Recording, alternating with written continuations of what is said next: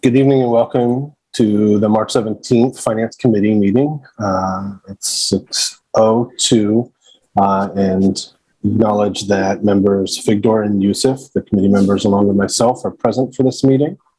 To the board in particular, I want to honor that this is going to be a fast budget process. We just heard a presentation from the superintendent Tuesday. We're going to drive deeper into details this evening based on what was foreshadowed for us on Tuesday. Next Monday, we have the public hearing. So anybody from the public who hears tonight, just to acknowledge that tonight there will not be opportunities for public comment, but you can join us on Zoom on Monday to share your thoughts, and you can email us anytime, of course, to share your thoughts on the budget. This committee will meet directly following the hearing to metabolize what we've heard during the hearing and hear follow-ups to any questions that we ask tonight. And either at that point or following the joint finance committee meeting on Thursday of next week, we're looking to vote a budget out of the finance committee back to the full school board for their first read the following week. And the superintendent will walk us through those details as well. But just wanted to name that. So to Yusuf and Emily, ask clarifying questions tonight, push in if there's things that are priority for you for sure, knowing that we're going to have a short amount of time to work with the budget before we get it back to the school board.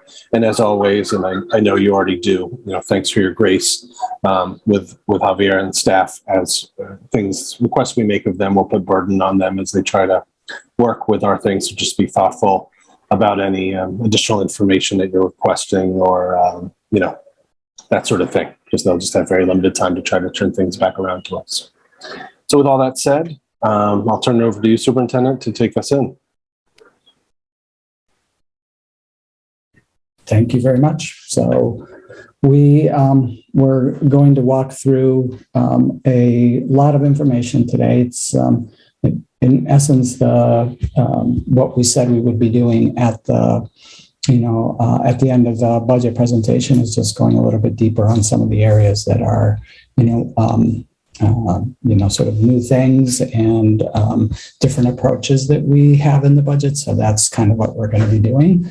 Do you want to put the presentation up, Aaron, please?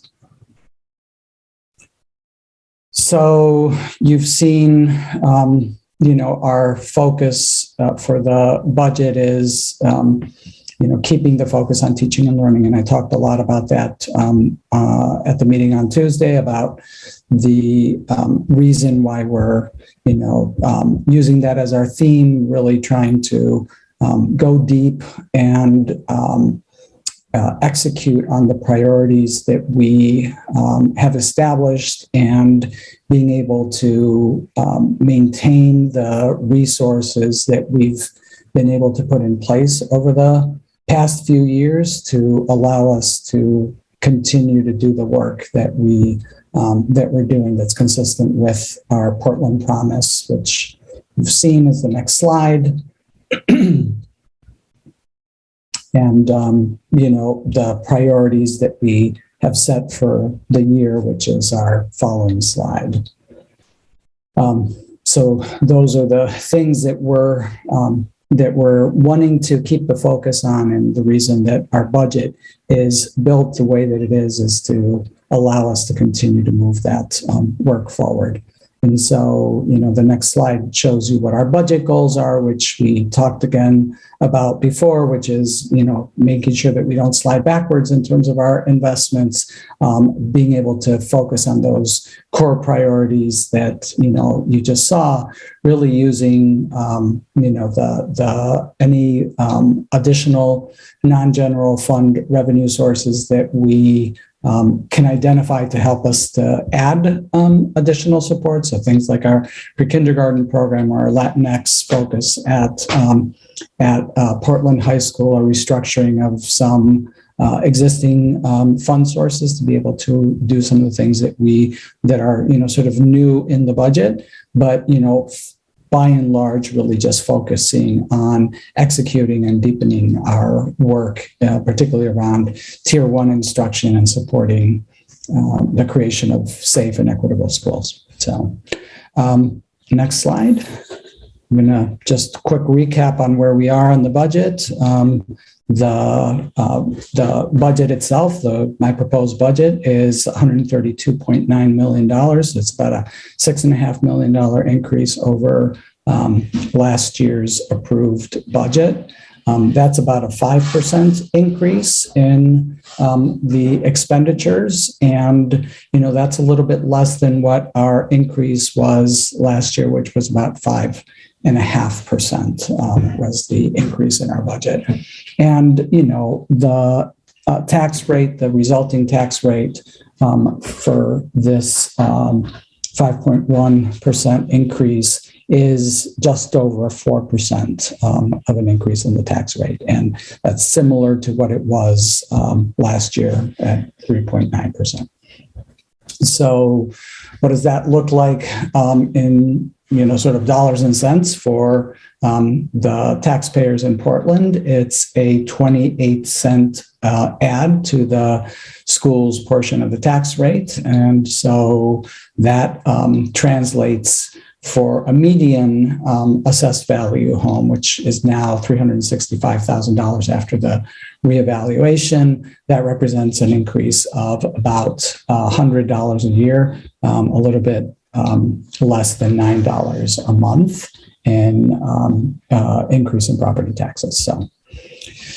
So that's where we are in terms of the proposed budget. This is where we are in terms of the timeline. We're now in, what we're calling the board segment of the budget review process, which, started on Tuesday and ends on April 11th when the school board is scheduled to present the budget to the council. And so today we're doing the first of, as you heard earlier, two board finance reviews, and then a joint city council finance committee and board finance committee review on March 24th.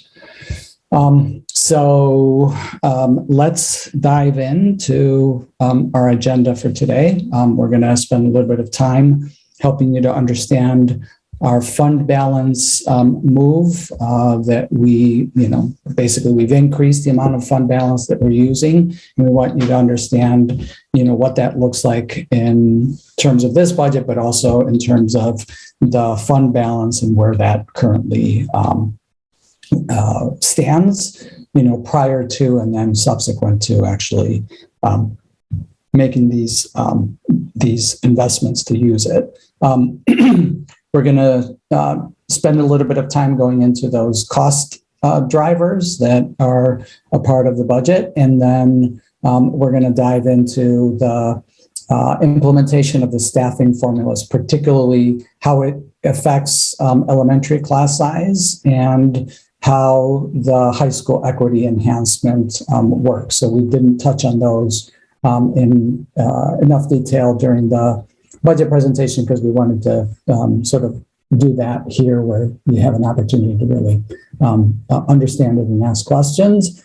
And then we're going to do more of an in-depth look at our proposed investments. And we have staff around that can help to, sort of illuminate some of the thinking around those investments. And then we quantified the costs associated with the things that were our priorities that are not in the budget. And, at the request of board chair Figdor, prioritized within those investments that are not in the budget, what's sort of the order of priority for those things. So that's what we're looking to do tonight.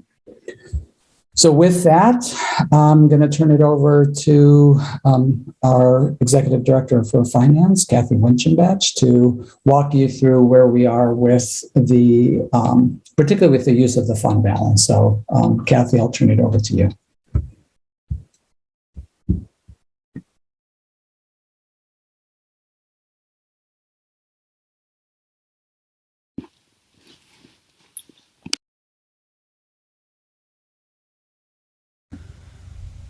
Kathy, we can't hear you. Thank you so much, Emily. I said, good evening. This is Kathy Winchenbach. I'm sorry. This is a slide on our revenue. So we're just going to go down through our categories of revenue, and we'll get to our use of fund balance, which is the last one that we'll spend a little more time on this tonight. So the property tax levy, as we discussed on Tuesday, is increasing 4.8 million or 4.8%. And our state EPS subsidy actually looks like it's increasing here. It's going from 21 to 20 million. And that's actually due to our accounting for the debt service reserve that's part of our fund balance that's not budgeted FY22 revenue. So the state had notified us in July that we would receive an additional 6.2 million in subsidy, and that was reflected in our amended FY22 budget. And the council approved our using 1.3 million to place the grant-funded custodian salary and benefits back on the local budget for FY22, 1.5 million to maintain the combined FY22 tax rate, and then 3.4 million was to set up a reserve for fund balance. So that reserve for fund balance is not showing in this FY22 subsidy figure because of the way we're using the funds. But we mentioned on our introduction to the superintendent's budget on Tuesday that when we compare apples to apples for an analysis of our EPS subsidy, we were looking at the total subsidy calculation for Portland year over year, and we in fact did see a decrease from last year. Our all other is shown here as federal revenue, and this decrease reflects the Maine Care revenue for the BREATHE program that we don't anticipate receiving. So we see that that's got a decrease there. It does include the federal program monies for food service, which are projected to also be down slightly. Our local non-tax revenue is largely impacted again by food service. And we discussed a little bit that the federal government is subsidizing the school meal programs right now. So our local meal revenue is down. And however, next year, the state's expected to pay for what we're referring to as the family portion of meals. So the projected state revenue is up significantly because they're going to cover the portion that the federal government is currently covering for all meals. And then the last category is our use of fund balance. And we are using more of our fund balance in FY23 to minimize the tax impact. And we have a separate slide to discuss the details, which is the next slide, I believe. Thank you.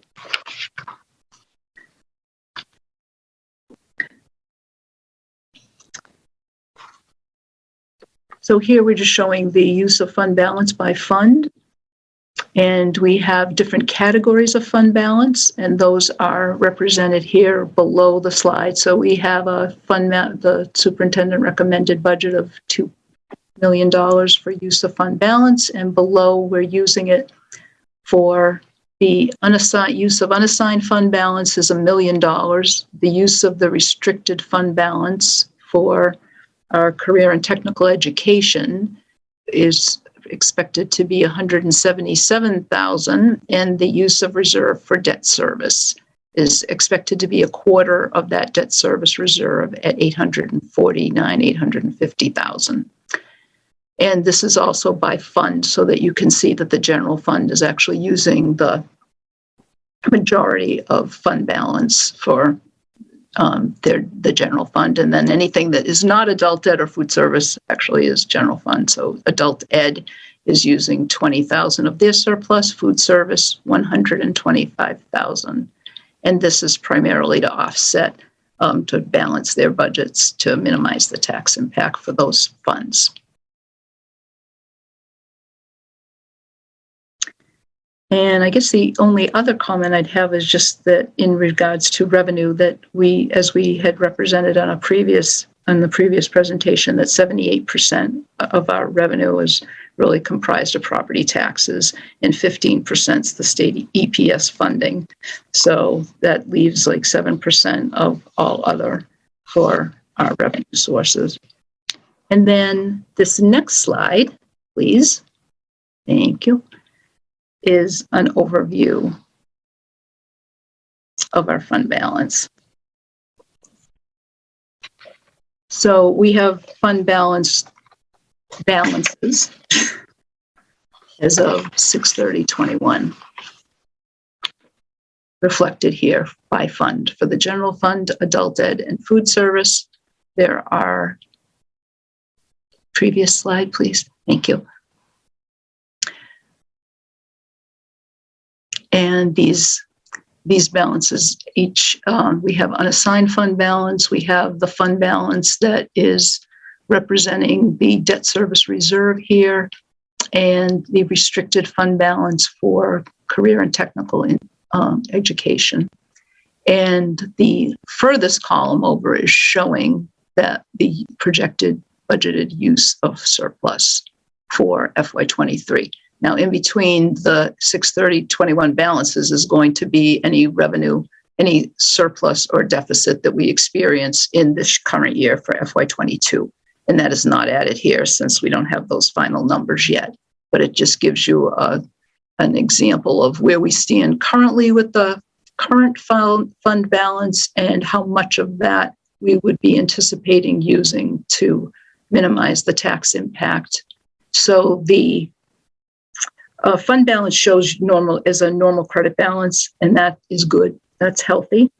And the use of fund balance on this slide, that's a positive number, is actually reducing that credit balance. And the budgeted use of fund balance or the surplus is only used if needed. So that is it.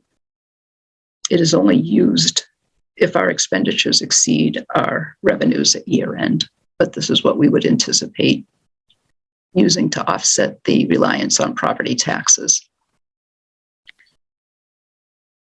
So since we haven't ended FY22, we don't have the final numbers, of course, for a surplus or a deficit at this time for each one of the funds.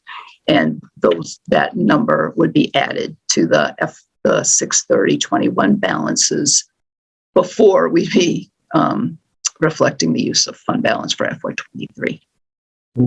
Kathy, is it okay if Emily may have a question? She has her hand up. Absolutely. Thanks. Thank you, Kathy. And I believe I asked you this at our last finance committee meeting, and I don't have my notes in front of me, so my apologies for asking the same question.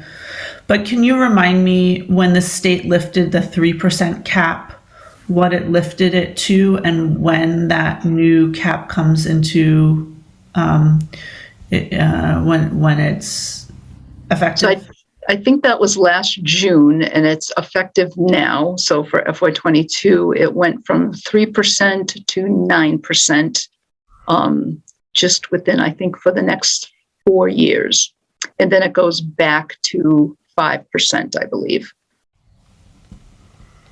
So in the surplus as a percentage of budgeted expenditures was a lot lower than it is now. So we can actually build, I think the intention is to build our fund balance if needed, so that when the federal funding ends, we'll have built up a balance that we can rely upon to help with spending.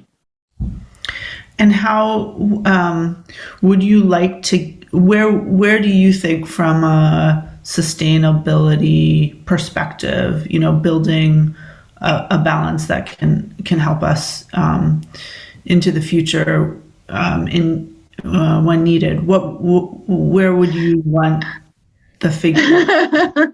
Well, I'm conservative. Finance directors are conservative by nature. So, of course, we'd go right up to the limit. We'd go as far as we can to build that balance as high as we could, so that in the event of any catastrophic event or any other thing that might occur, we would have some balance to rely upon. It's just a rainy day fund, if you will, but as much as we can build it. And I think we're growing that here too and using it conservatively. I knew your answer, but thought I'd ask it. All right, that's okay. Thank you so much. Can I just confirm something, Kathy, that I think is important for the board to understand? Of course. And for me to understand as well. Where we have the assigned fund balance in each of those funds, so the 500,000,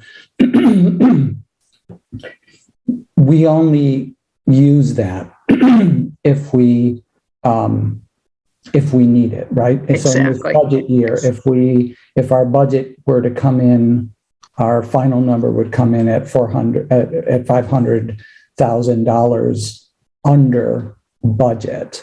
We would not tap that. So We would not.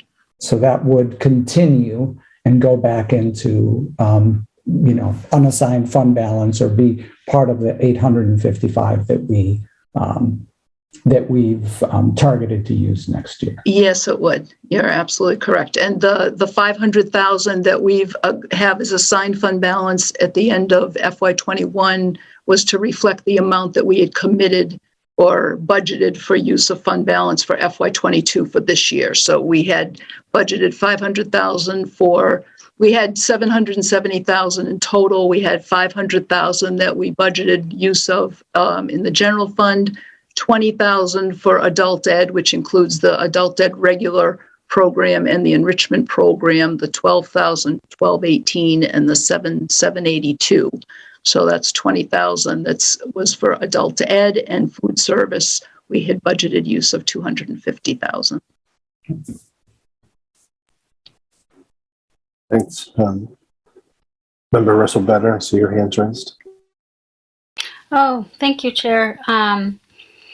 Kathy, I have a question. I hope it's okay. It's not quite on topic, but since we paused, it's a very simplistic question, but I realized I don't understand back when you were talking about reserve fund. You just give a general explanation of what the reserve fund is. So the reserve fund was actually, in this case, was a debt service reserve that was specific. Okay. Yes, in this case, there's a capital improvement reserve that has $1 million in it, which has been assigned to some capital improvement projects. And so specifically, we have a board vote and a council vote on the use of removing that money from unassigned fund balance to actually a commitment or a restriction. There are different types of fund balances, of course, but that particular one was voted upon, and we have an order that we were able to put that aside for debt service reserve. So that's specifically, okay. So it's referring only to that. And I kind of jumped the gun on that one because that one was voted upon for the FY22 budget. We haven't received all of that money yet, so I pulled it out for presentation purposes here so that you can see that we've taken it from unassigned and we're going to put it into the committed for debt service. Well, thank you. That helps me just understand. I didn't know if it was a general reserve. So thank you. No, you're welcome. Sorry to get off the topic here, but no, it's not. It's not at all. Okay. I also have a simplistic question, Kathy. My understanding of what we're looking at here is that in total, our general fund balance is $8.9 million. Is that correct? As of 6/30/21? It is, but it's not all available for general spending. Correct. And per Member Figdor's question, that's about a 7% of our $126 million budget. Is that correct? So there would be a 2% difference between where we are right now and where we potentially could go with our fund balance per the goals you were discussing? That sounds good. If Chair Figdor has done that calculation for us, that would be. I did. I can confirm that. Okay. Yeah.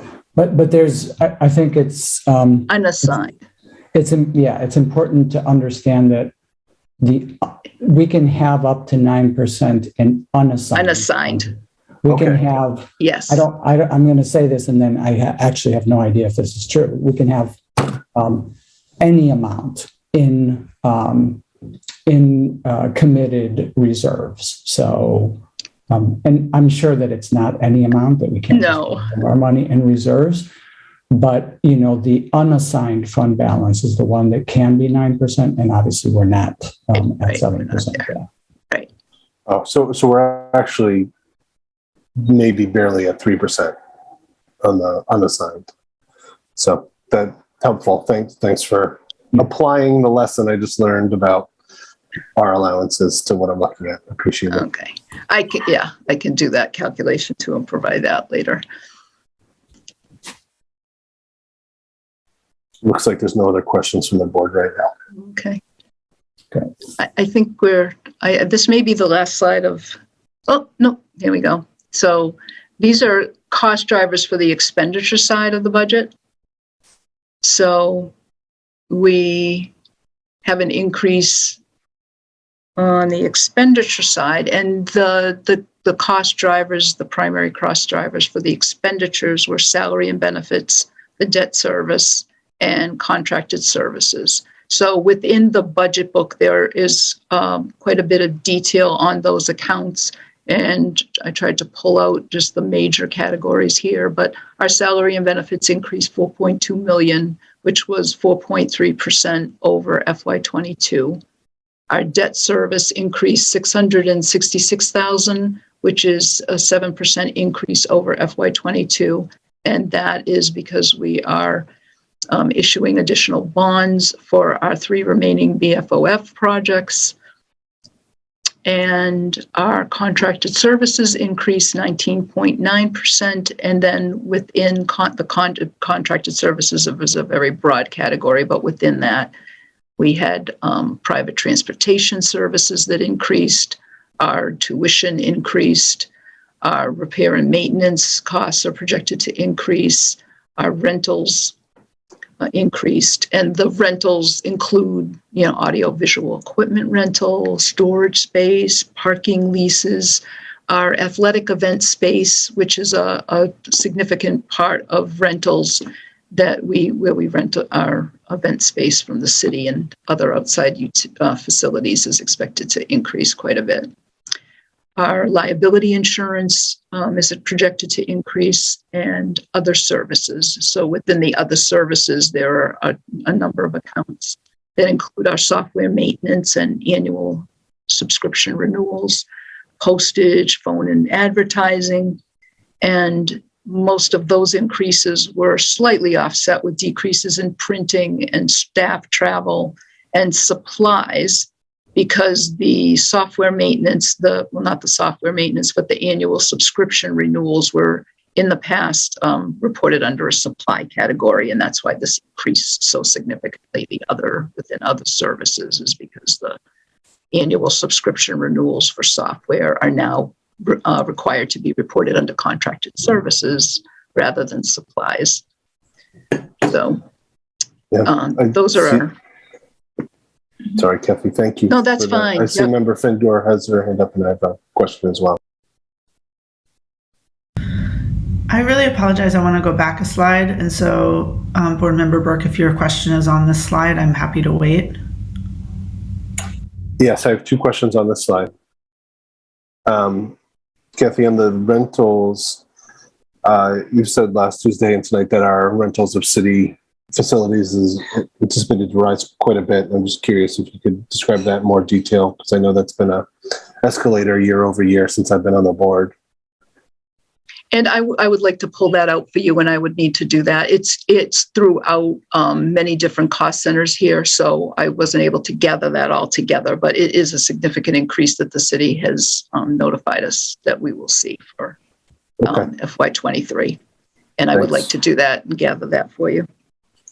I appreciate it. And then with other services increase, that 94%, of course, jumps out. And I'm making an assumption based on what you've shared that this movement from subscription renewals from supplies to this line is what would drive that amount of an increase. Is that true? Or is that not the largest component? No, that is. Okay. Yes, that is. So it's not necessarily that our costs have increased for subscription renewals. It's just that it's now appearing in this line. Well, I think they have too. I think there's also been some increases in some of these costs too, where we've just due to the pandemic as well. So and inflation, those types of things. So right, we can do an analysis on both of those areas so that you have the differences closer in detail. The budget book does provide some of that. If you look at pages 6 and 7, but I think we can do a better job of just sort of pulling out which ones specifically are. But if you need something to help you go to sleep, you can look through those lines and see what's increased, by how much, what percentage that represents. And that's generally, those are the pages where you will see that information. I appreciate that. At this time, I wouldn't request that you do that for the software because I appreciate exactly what Kathy just reported, that there are increases, particularly because we took on so many new subscriptions through the pandemic. And I'll look at the budget book for that. But it sounds like the rental is a little bit more complicated than what I'd be able to analyze for myself. Yes. So I appreciate that.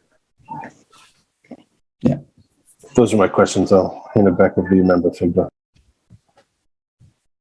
Thank you. My question was on the second line of this chart, and I believe this is for it's a committed fund for capital improvement that we have gone back and forth with the city on, and so I just wanted to see where I know that I believe it was. So I wanted to see where that stood and ensure that that $1 million is still there. Yes, and I have been assured that that $1 million is still there. It's just not available to us because it's already been committed. So that they're projected that there will be a need for that money. It's not available for FY23, but it is still there and it is still ours. And I think you might recall we had $3 million in there and $2 million of that had been spent, and the city reduced that amount to reflect the costs that had occurred, and they hadn't reduced our reserve. Okay, thank you.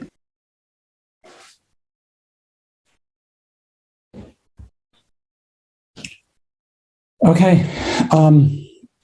So next, what we wanted to do is just to provide a in-depth look at our FTE and how it's changing for this coming year. And we're going to start at the sort of at the macro level, where you can see, sort of school by school, department by department, what the FTE deltas are.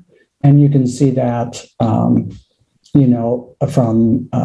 by employee category as well. So by, teachers, by ed techs, principals, support staff, and administrative and support are non-represented employees.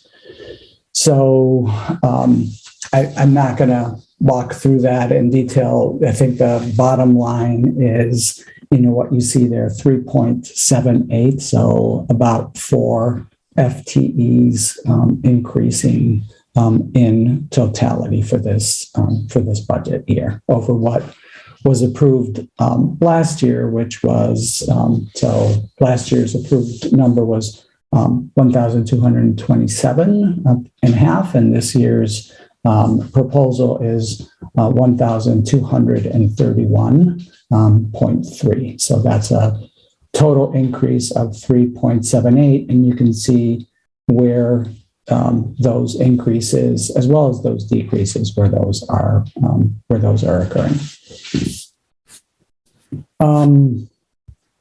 So this also shows student enrollment by school. Just to sort of frame it, contextualize it in some way. I see Ms. Figdor's hand is up. Mr. Superintendent, forgive me if I'm misreading this chart, but I'm just trying to understand it. When I look over, for instance, at Portland and Deering, I see the decreases of about 9.5 staff. I know that that 9 of those positions are added back in through the equity adjustment. And so I'm just wondering, I just want to make sure that this total actually reflects all of the total in its entirety, for instance, including that equity adjustment. It's a good question. I don't know the answer to it. I don't know if any of the team can answer it. If not, we will definitely get you one.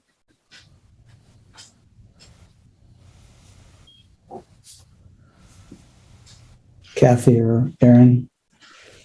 I'm not sure, it should, but so I think it just defaults to, getting the analysis. This, the teachers category, the PEA aggregates a lot of different PEA unit members. That is beyond, when we've been looking at the equity enhancement in that classroom, that is, focused narrowly on general ed classroom teachers. But there are a lot of other members, including special ed, ELL, social workers, guidance counselors, that would all, I think, be accounted for in the PEA column here. So we can do the analysis, because these numbers are obviously much bigger than what we've been looking at.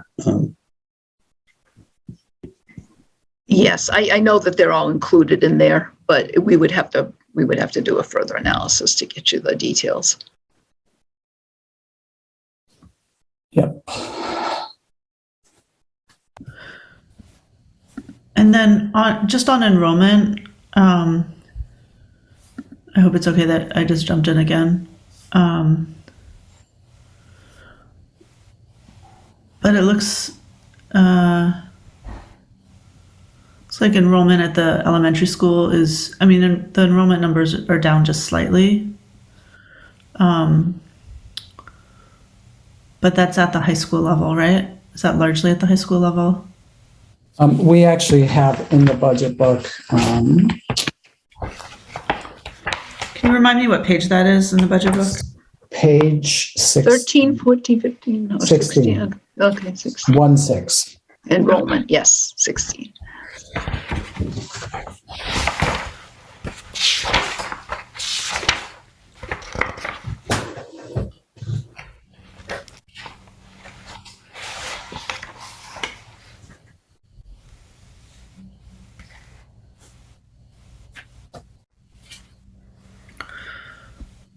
So just to state what I'm reading in this chart, that enrollment is increasing slightly at the elementary school level, decreasing slightly at the middle school level, and decreasing very slightly at the high school level.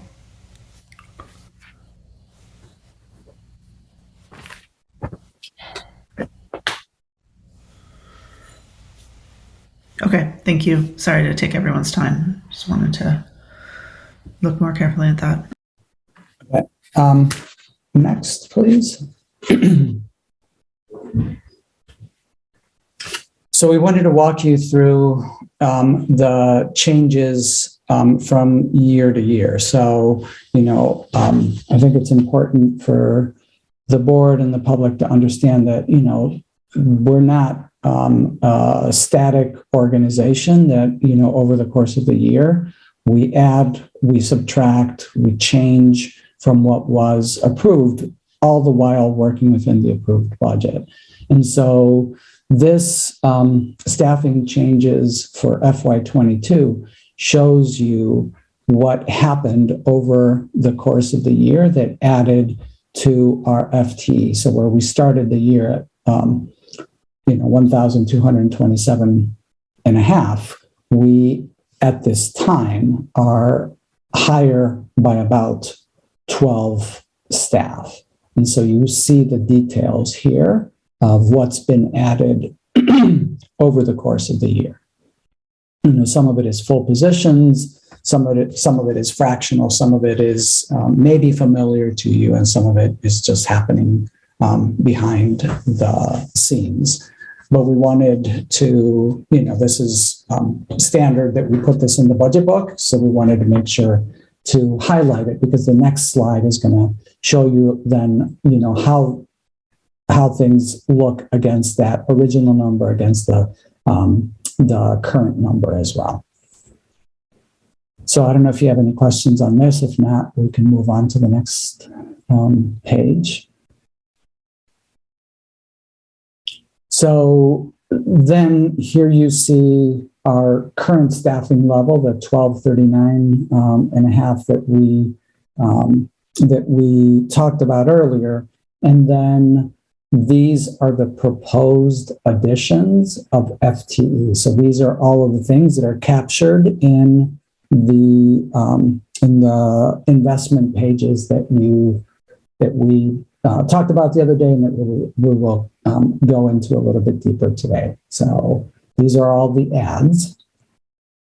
And then the next slide, these are the reductions that we're proposing. So this is from the current total of 1239 plus the additional 12, so somewhere in the neighborhood of 1250.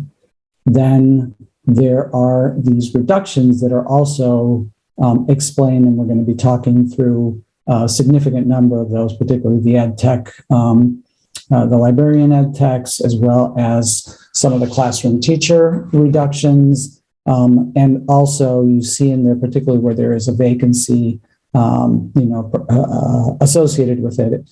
Those are some of the places where, as we did our cleanup of the budget this year, we found, positions that, that were just basically, we're basically just letting those positions go away. So, and then that total number of reductions brings you to the total that you saw on that front page, which is the 1231.30, which is 3 3/4 FTE higher than what was approved in the FY22 budget.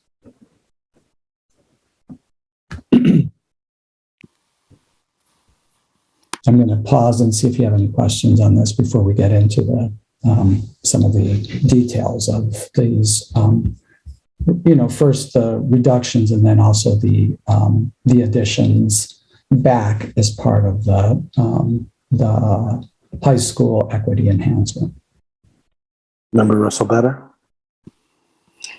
Thank you, Chair. Superintendent, could you just repeat that last? I just needed to hear the total reduction, the FTE change. I was like, just kind of getting it, and then to hear it again, I think. Yeah. So can you go back one slide, Aaron? We started the year, we currently have 1,239.5 positions, right? These are the proposed investments for this year. So we're going to be walking through all of those changes in the next few slides. And then on the next slide, you see the 1,239 that we currently have, the 12.65 that we're adding in those investments. So what you just looked at, right? And then go up, one more, and here you see then the reductions, which get us to the proposed staffing for this year, which is the 1231.30.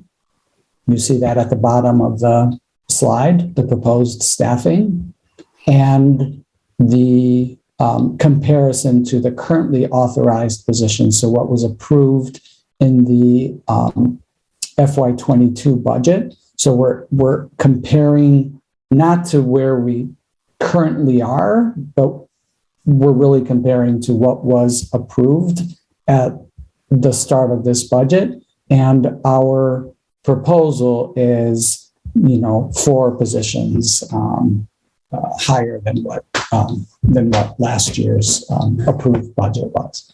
Thank you. And now I get the 3.78. I was still not quite understanding so that's the difference from last year's. Yeah. Okay, thank you. Yeah. Okay.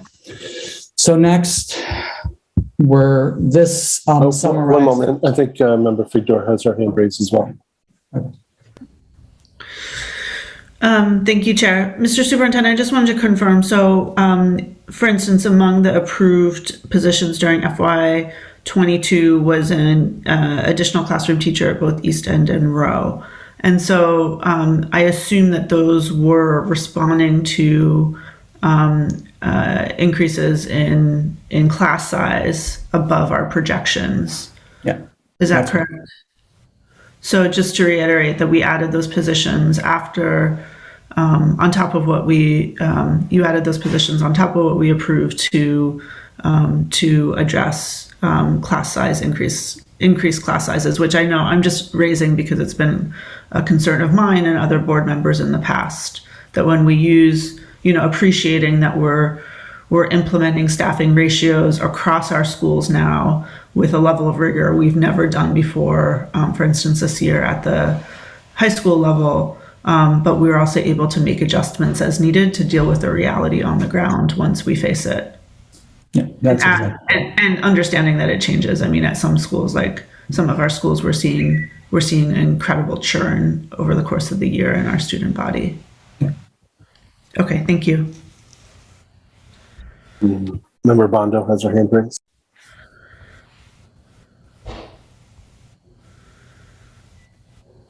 Thank you, Chair. Superintendent, I just need to get back to the 3.78 FT change, and I just want to get clear in my mind. Is that those gonna be the staffing less compared to FY22? Its staffing is higher by 3.7. Okay, so that's the plus then we adding for FY23, right? Yeah. Right. Yeah. Okay. All right. Perfect. Thank you. Yes. Yeah.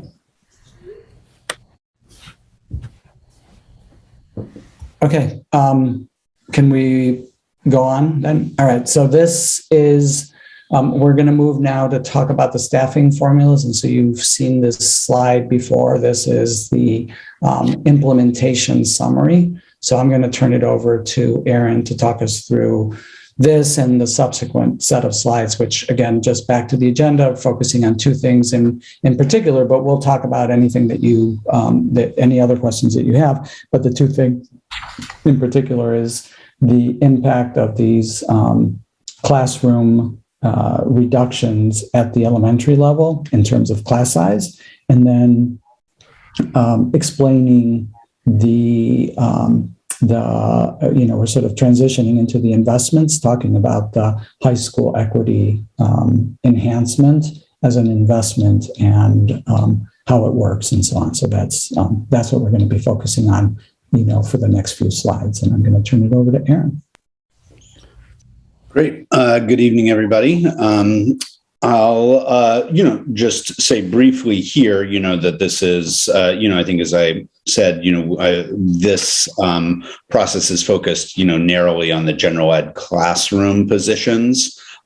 So, this reflects and, a reminder that, in particular, where we see the most impact there, that, we're accounting for a couple years, outside of those two increases and those two specific grade levels that Member Figdor, just kind of called out at Rowe and East End last year, we held everybody constant. And so, because we weren't sure what to anticipate with folks who had been away during our hybrid year, and how many of those students would return and all of the questions surrounding that. So this really accounts for a couple years of kind of truing up in terms of enrollment changes. But let me move into the other sections here, just because I think that's in the details is where, we want to go and use tonight's time and provide space for questions. So, this was the slide you saw the other night in terms of elementary. And we have a follow-up slide here now to kind of present the class size average by grade level at the different schools when it accounts for these changes. So I'll go to that slide and talk for a minute, and then we can kind of pause for questions about elementary changes. So here, with the exception of Cliff and Peaks, calculated the class size averages for FY22 compared to FY23.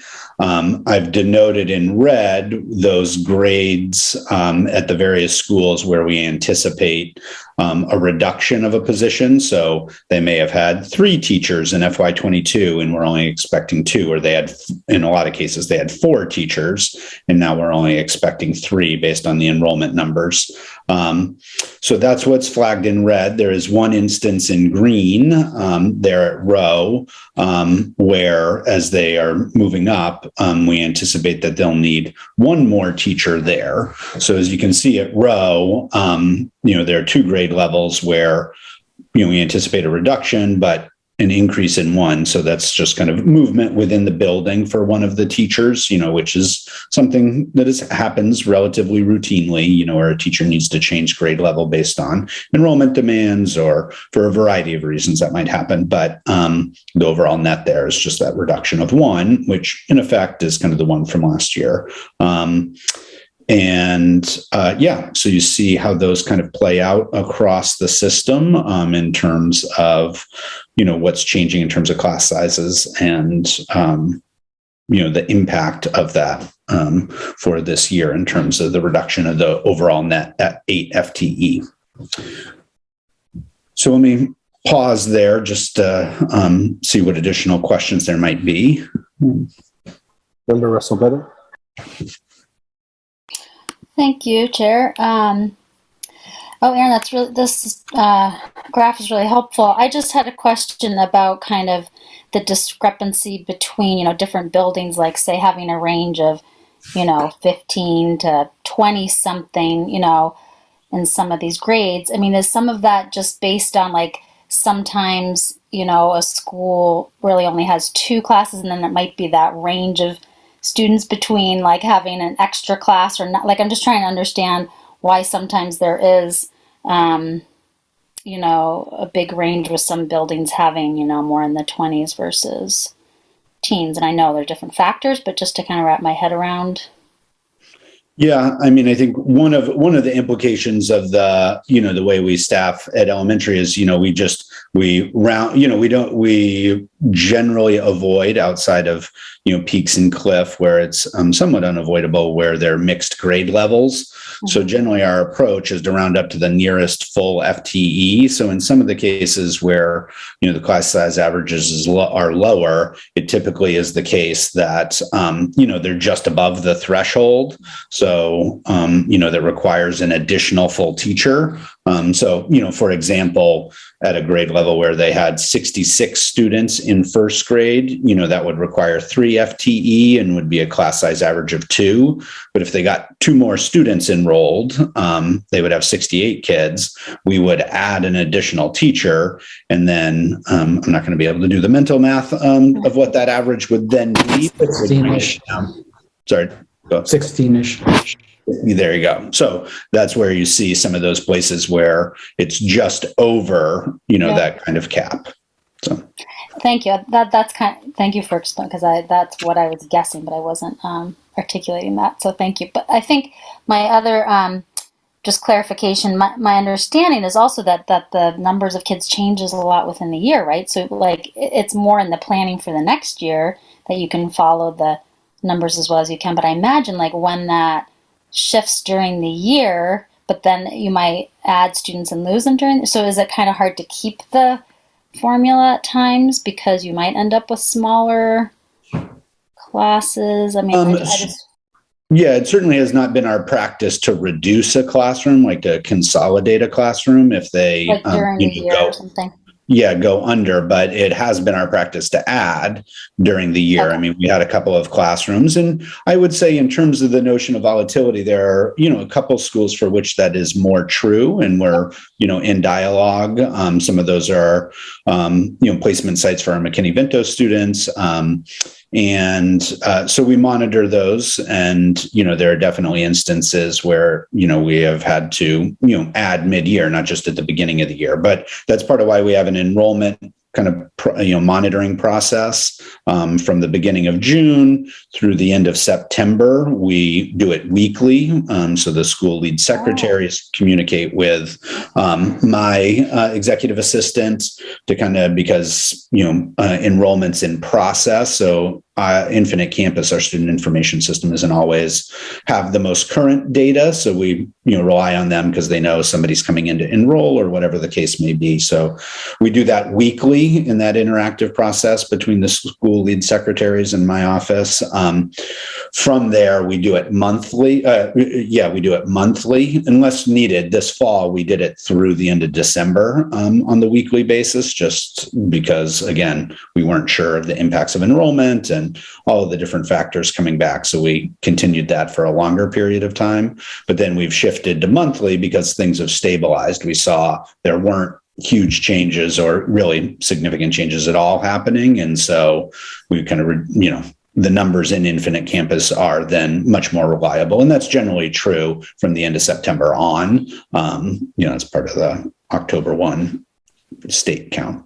So that's how we manage it to be able to adjust throughout the year.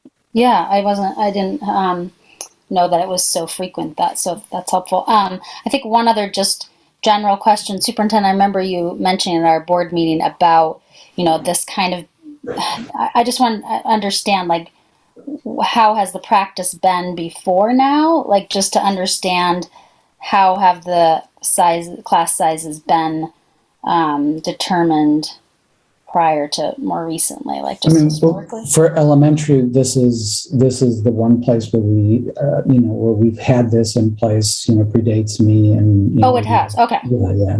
We're talking more about the upper grades that was. Yeah, the high school is completely new, and middle school, even though it didn't result in huge changes, is sort of a driving towards a formula-based allocation. Okay, so the formulas you showed us with the numbers of pre-K in each grade, that has, you said, predated you, that has been followed that has been the standard for some time. It hasn't had the same level I think I of was just rigor. misunderstood. It hasn't had the same level of rigor. So I think we haven't implemented as making adjustments throughout the year in the same way. Prior to Superintendent. That may be the difference, what Aaron was explaining.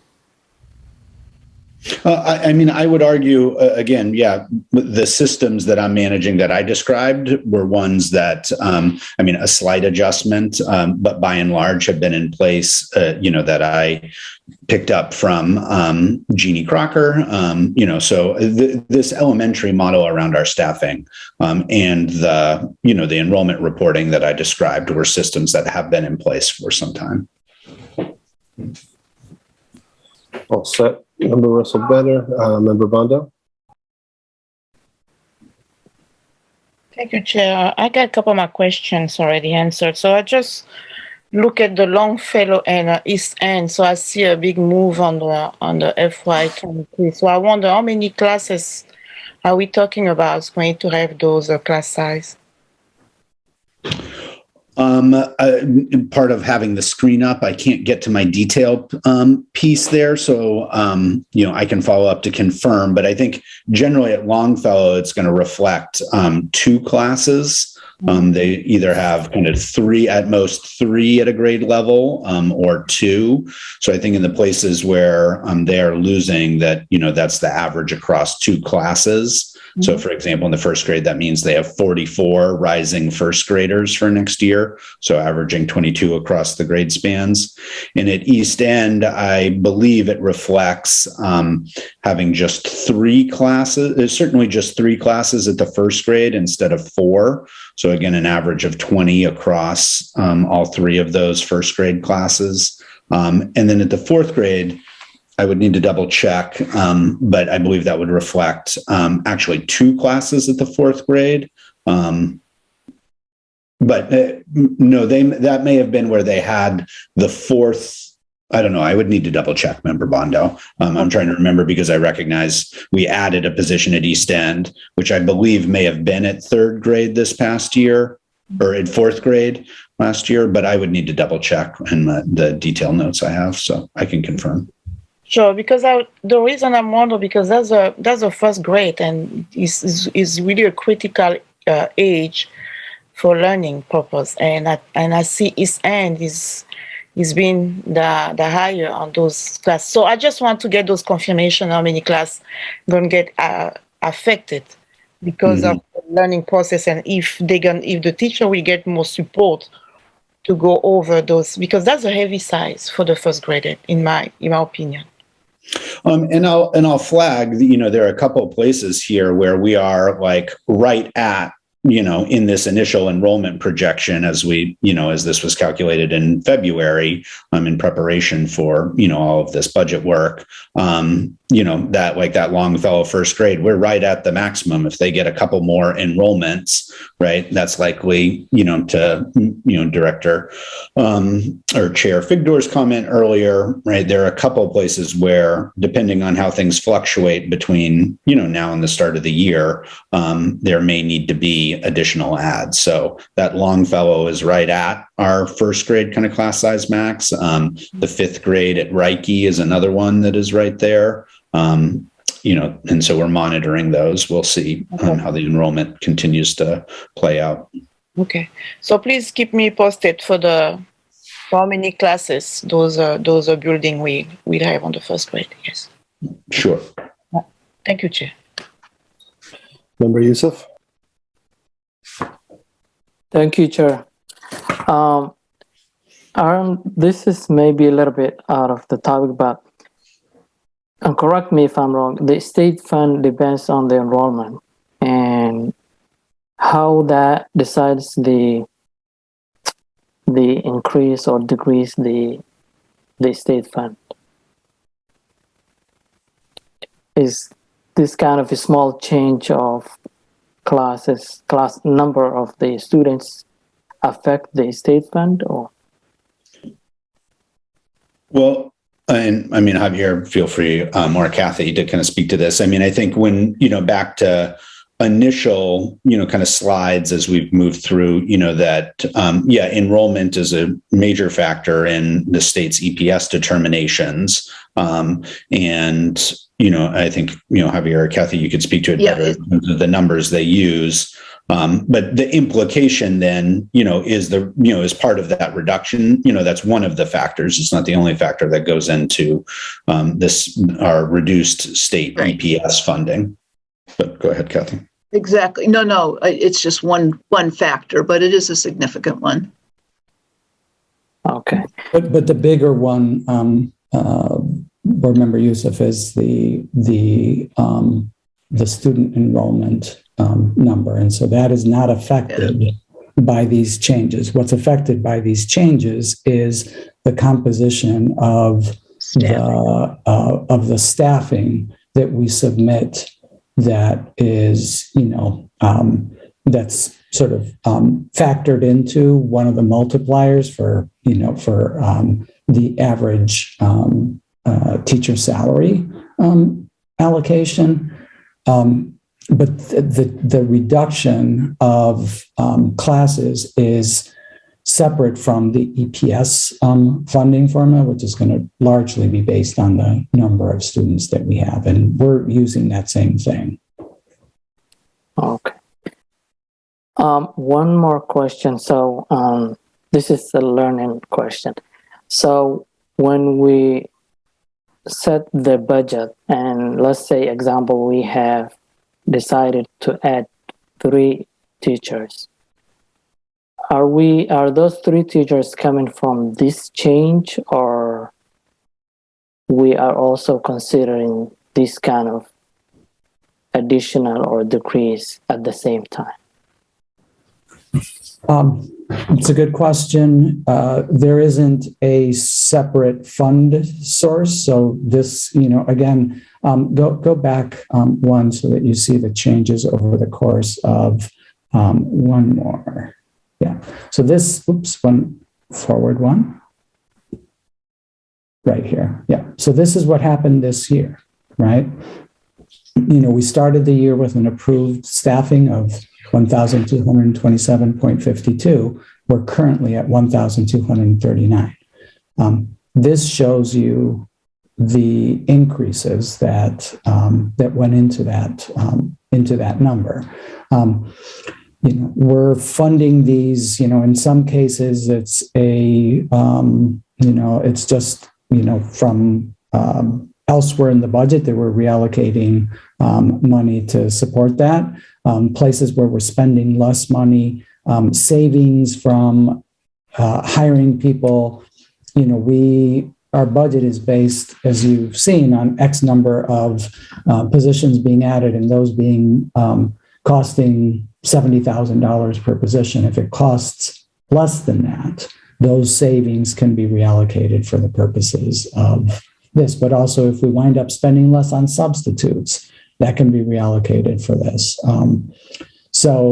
The budget is not like an exact document where everything is spent, exactly the way that it was originally outlined. That's why when you look at our expenditures over the course of the year, you'll see that we may be, even though we're more than halfway through the year, we're only at about half of the budgeted amount because we didn't do something came in cheaper than we thought and things along those lines, or, in the other direction. And so these positions were added over the course of the year for a variety of reasons and from using a variety of fund sources to be able to pay for that.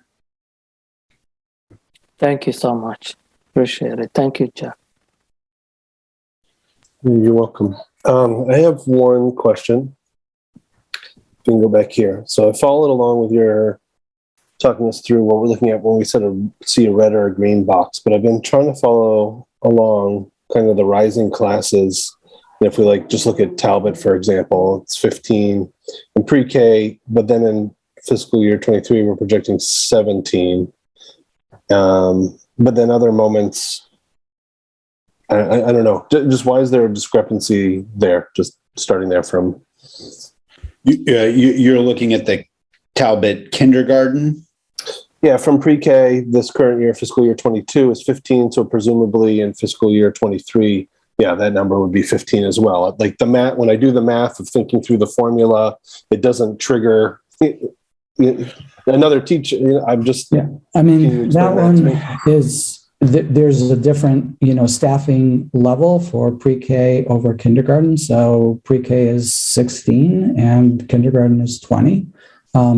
Not every kid that is in kindergarten was in pre-K. So those are just, that's essentially the number of kids that we expect to have. And kindergarten is a particularly volatile one. We just basically use the number of kids that we currently have, and we roll that over because we don't, at the time that we do this, we don't really have an idea of what the numbers are going to look like for the following year, because we're just, still now doing kindergarten enrollment, and, not everybody enrolls during kindergarten enrollment. So I think those are not apples to apples comparisons. I think the ones that are closer to apples comparisons would be if you looked at the fourth grade and, took those kids over to the fifth grade. So if you look at the 17.7, average class size at, Talbot, and then you look at the fifth grade, we're envisioning it being 17.3, that probably reflects some kids that we know are not going to be there, next year. And that's the difference between those numbers. Okay. So I have misapplied the formula, because when I was a kindergarten to first to fiscal year 22, kindergarten 16.8, first grade fiscal year 23 is 16.8. And that's because there's the same threshold from kindergarten first grade, right? But okay, thanks. That's my only question. Great. Let me keep going to, the detail around high school staffing, because I know that was we wanted to dig in deeper here. So this slide again represents just the base staffing formula, which again just represents broadly, based on the assumptions that are listed, on the right side of the slide there, that where we take kind of the total enrollment of the school. Generally, the maximum number of classes students might take. So, that at Deering and Portland, that's 8. We divide that. So that's the total amount of kind of class offerings we need to be able to provide, we divide that by an average class size, because we know some classes are bigger and some are smaller. And that gives us the number of classes we need to be able to staff for, right? If we distribute all those kids into their schedules, those are the number of classes. And then, per, our practice, teachers are teaching 6 out of those 8, so that they have their daily prep. And so we divide by that, and that gives us kind of the minimum number of staff that would be required to be able to provide a full schedules for all students. So again, that does give schools some play, because, some class sizes like PE and such can be larger, than 25. And so thus can be smaller in others. And we know that there are, situations where not all kids necessarily take a full load of 8 classes, though, the majority do, the vast majority do. So that does allow for a little bit of flexibility in there. So that's the base staffing. And so this is where, really the implementation of this, our staffing formulas at the high school is really helping to clarify, what's really needed to be able to kind of implement a schedule and to be able to staff our high schools. So, however, this staffing formula nominally treats each individual student as kind of requiring the same level of staffing, for their program. So as we've talked about, that's what's led us to consider this equity enhancement. And maybe we should reverse the slides here. Let me go to the formula. But the enrollment, the equity enhancement, factors the creates an enhancement for any of those students who might qualify as economically disadvantaged, special education, and or English language learner. So we have students who likely qualify in one or more of those categories, but we just consider them one time in this when we're thinking about their general ed programming supports, right? We know that there are dedicated resources for special ed, dedicated resources for students with who are English language learners. So this is really in the general ed context for additional support for students, who are in one or more of those categories. So how the equity enhancement works is we apply that kind of multiplier, the 20%. So 1.2 times the number of students that are part of that unduplicated count. And then we add that to the number of students who are not included in that, who do not qualify in any one of those categories. And that gives us an adjusted enrollment number that we've used back in that same staffing formula. So let me show you how that plays out here. So again, because we're proposing applying this at Deering and Portland, this is what you see. So you see, in the first column, what the projected enrollment is next year. And again, these numbers, are based now on, the high school choice outcomes. So you see what their projected enrollment is. We have the unduplicated count percentage. And so this, again, is also based, on the incoming 9th grade class, our current 8th graders that are going to the various schools, and the existing 9th, 10th, and 11th graders. So, effectively the population we expect to be at the school.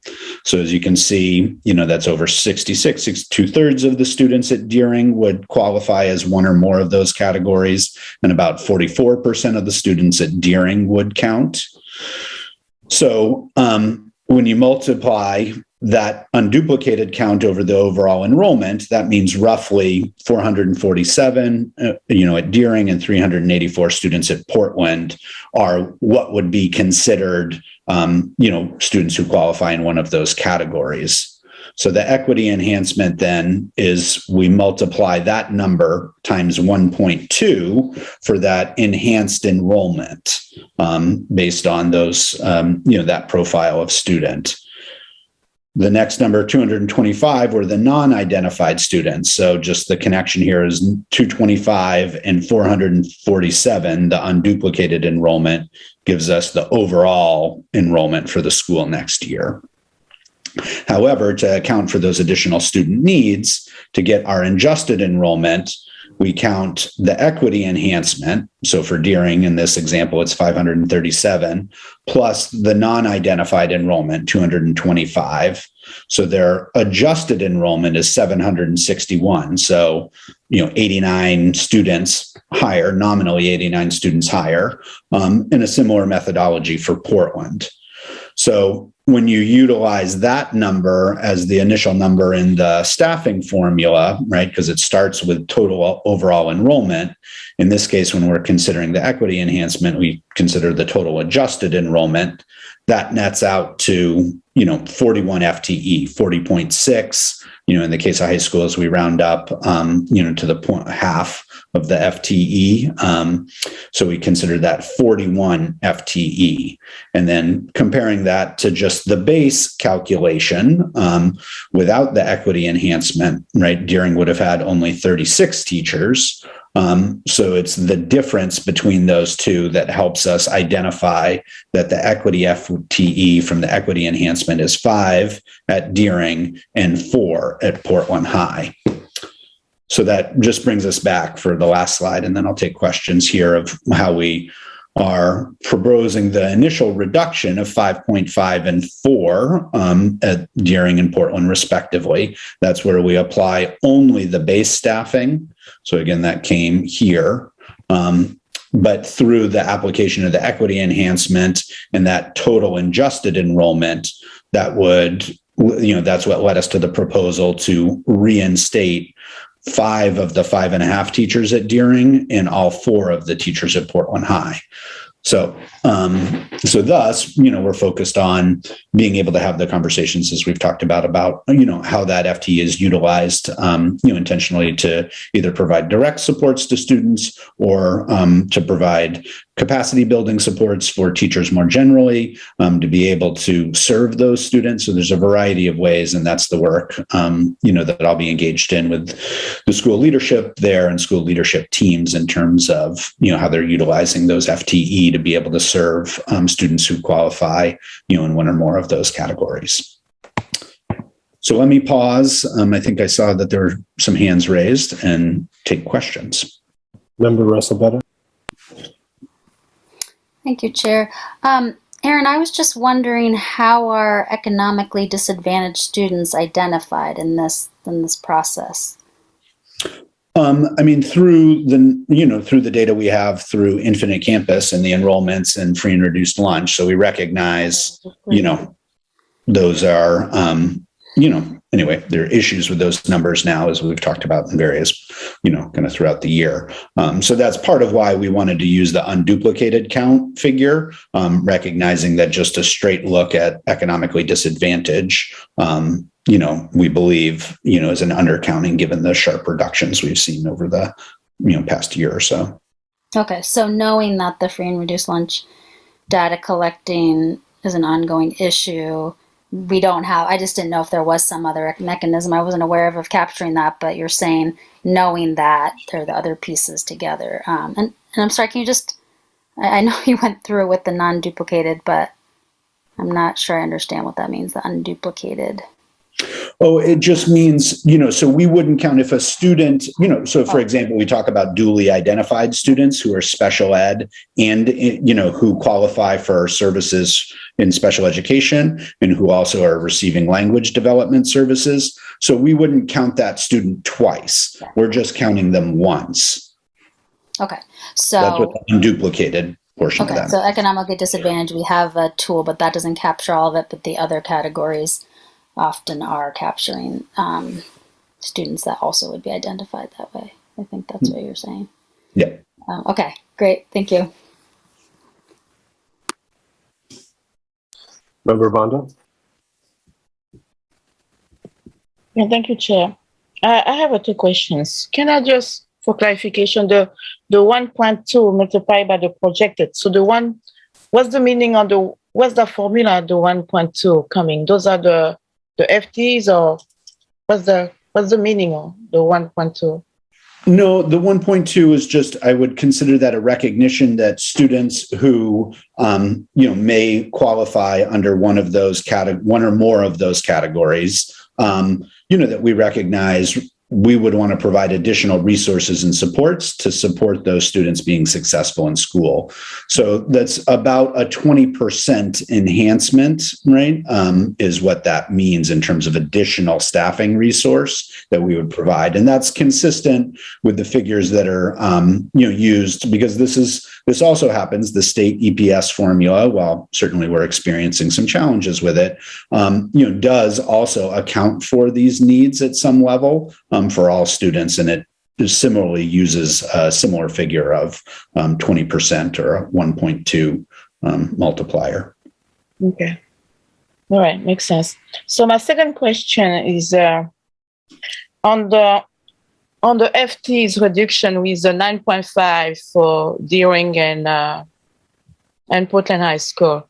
And then we have, for the equity enhancement, we have an addition of 9 FTEs. So I wonder about those reduction teachers and we have on the line.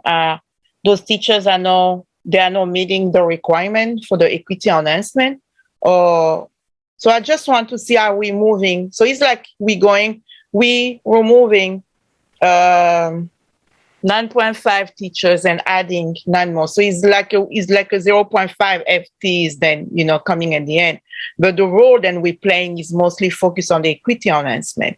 So I'm wondering about how we are moving those teachers here to replace with different teacher who's going to meet those requirements for equity enhancement, or the one are now, they are not qualified to go with what the building leaders see as an equity enhancement.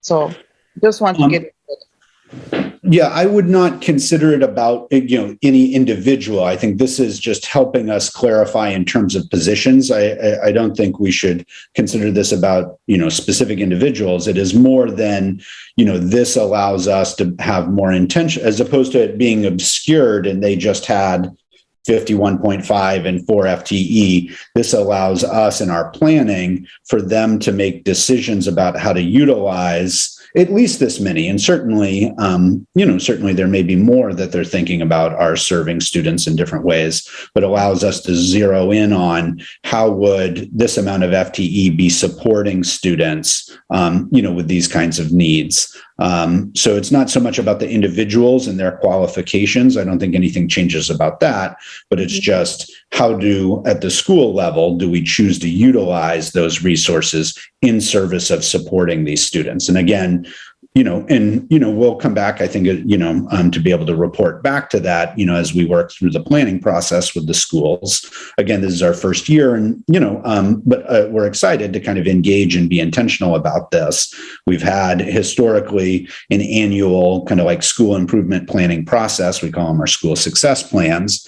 And so, these decisions will need to be made alongside that those choices about, what are schools prioritizing to support and improve achievement, school climate and culture, our 4 Portland Promise goals, and how are they making decisions about how they're utilizing their staff in service of achieving those goals. So I wouldn't think about it as like any individuals who may or may not be qualified. I think we would work from the premise generally that they are qualified. And, now there's choices. I mean, there may be specific credentialing issues, but I think those will be very specific and rare. And it's more a question of just how schools are using, how Deering and Portland are using those 5 and 4 FTE. So I think that this explanation, Aaron, is making more sense to me. When I really don't look about individual as a specific ones here, but I mean the overall formula here showing like, okay, when we talk about equity on enhancement, it's like when we're reducing and adding, it's just like we have a 0.5 FT. Right. So I just want to get the concepts, when I look at that concept here, that's exactly the picture that I need to see myself. So everything about those additions is going to be relative to the needs of the building. Of the building leaders to identify how they can move around to support those students who really need those kind of support. Yep. All right.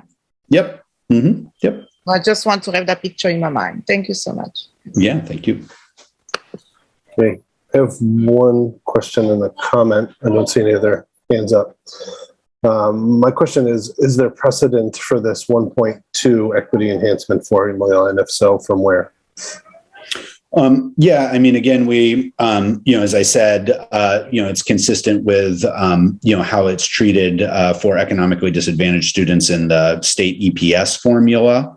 So that's one place that we checked, like, how was this accounted for? And I believe, I did a bunch of kind of research across staffing formulas across districts around the country. So and there are various ways that they get at this. I believe it was Fairfax County outside of DC had a similar methodology in terms of using the 1.2. So there are some examples like that, but it also just kind of grounded us when we, referred to the state EPS formula as well. Great.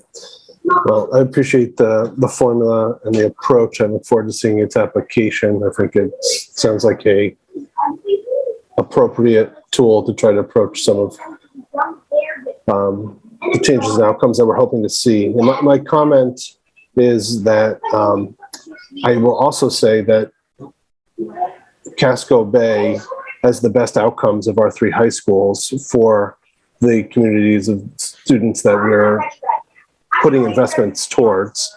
I've also heard in this budget round that it has an efficient staffing formula. This just didn't require this sort of change. So to me, I'm kind of running out of patience to continue tinkering towards utopia, as a title in education says, when we have in our district an example of providing the outcomes we'd like to see for our students.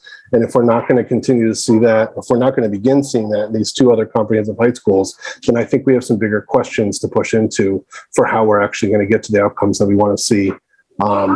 So that's just something that's alive for me as I'm thinking through this. It doesn't change my support for giving this a try, but in a larger picture, it is something that I'm thinking about. And that's my comment. I don't see anything else from the board, so I think we're okay to move forward. Great. Thank you. Yep. And heard and acknowledged, and we look forward to engaging around, high school model and program, in the future. So.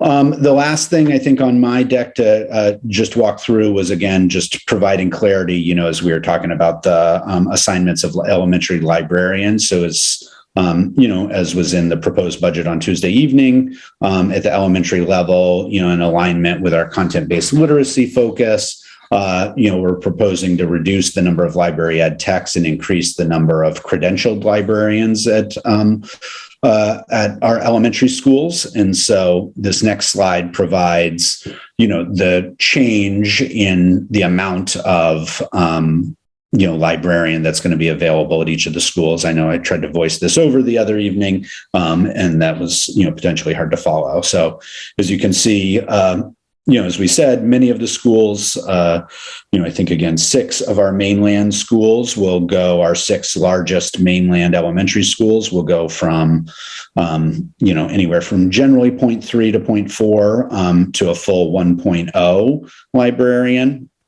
And then, as I was trying to reflect in regards to Presumpscot, Longfellow, and even Peaks and Cliff, they all double the amount of support they'll have from a credentialed librarian next year in this proposal.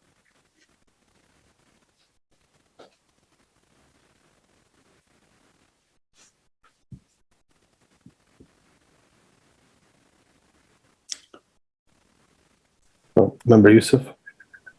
So thank you, Chair. The librarian doesn't include high schools, right?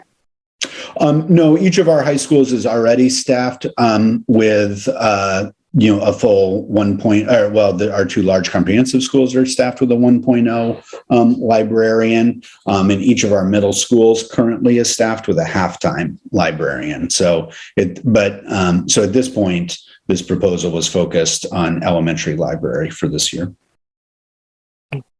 Thank you.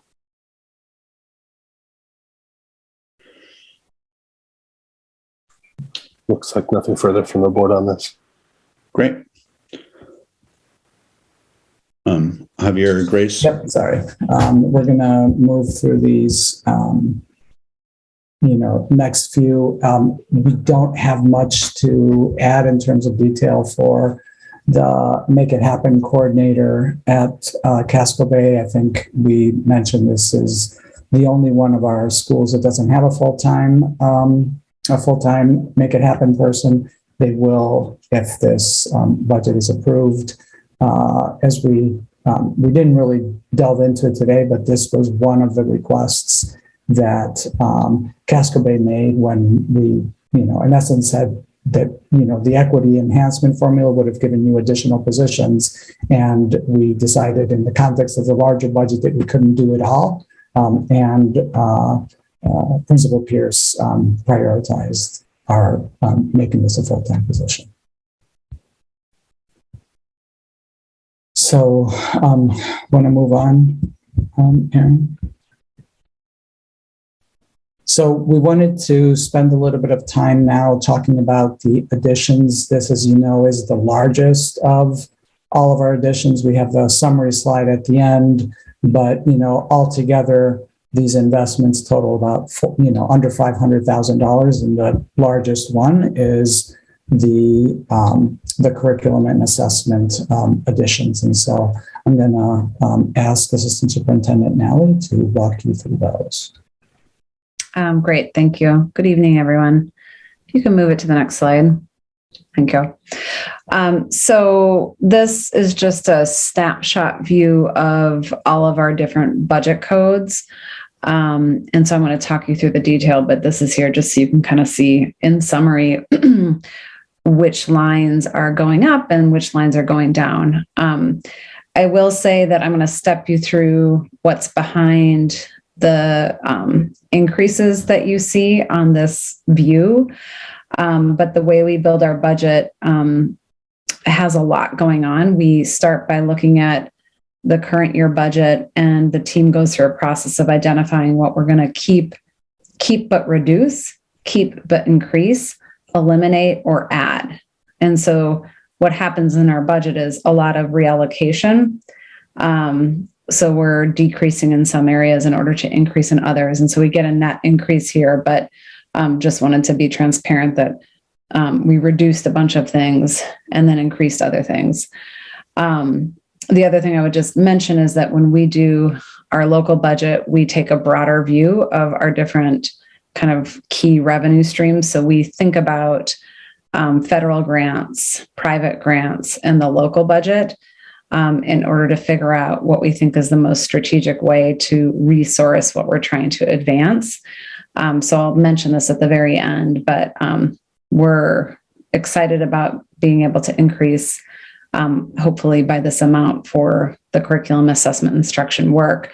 But this doesn't sort of cover all of what we're trying to do in order to accomplish the priorities we've laid out. We still have a heavy reliance on different grant sources as well. So if you can move it forward.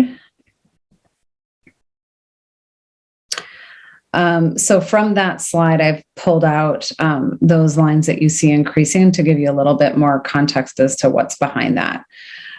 So there's an increase in teacher stipends, and this is really driven by the fact that we are moving some stipends from ESSERF into local, specifically the outdoor learning liaisons and the equity leaders. So we didn't have a funding source for those positions last year, so we put them into ESSERF. We are thinking conceptually that for costs that we see as enduring and over time, we are trying to move those into the local budget. So that's what's driving that particular line. The next is teacher leader stipends. So these are for people who are in positions that are doing broad district-wide work. And so I'm acknowledging here that that we're adding and increasing for a stipend for the outdoor learning coordinator position, as well as for the supporting local Black history. But there's other teacher leader stipends that exist as either part of the rollover budget or in other grants. A mention on the local Black history.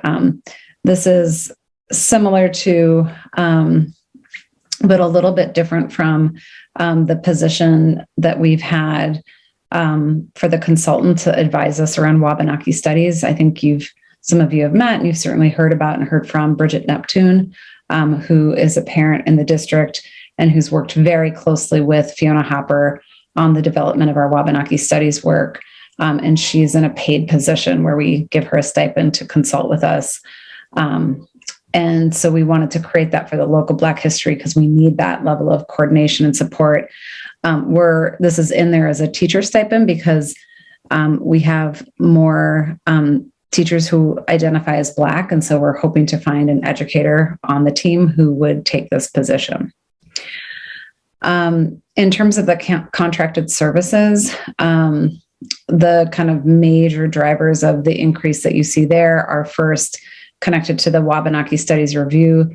Dr. Sock-Basin, let me just make sure I have this correct,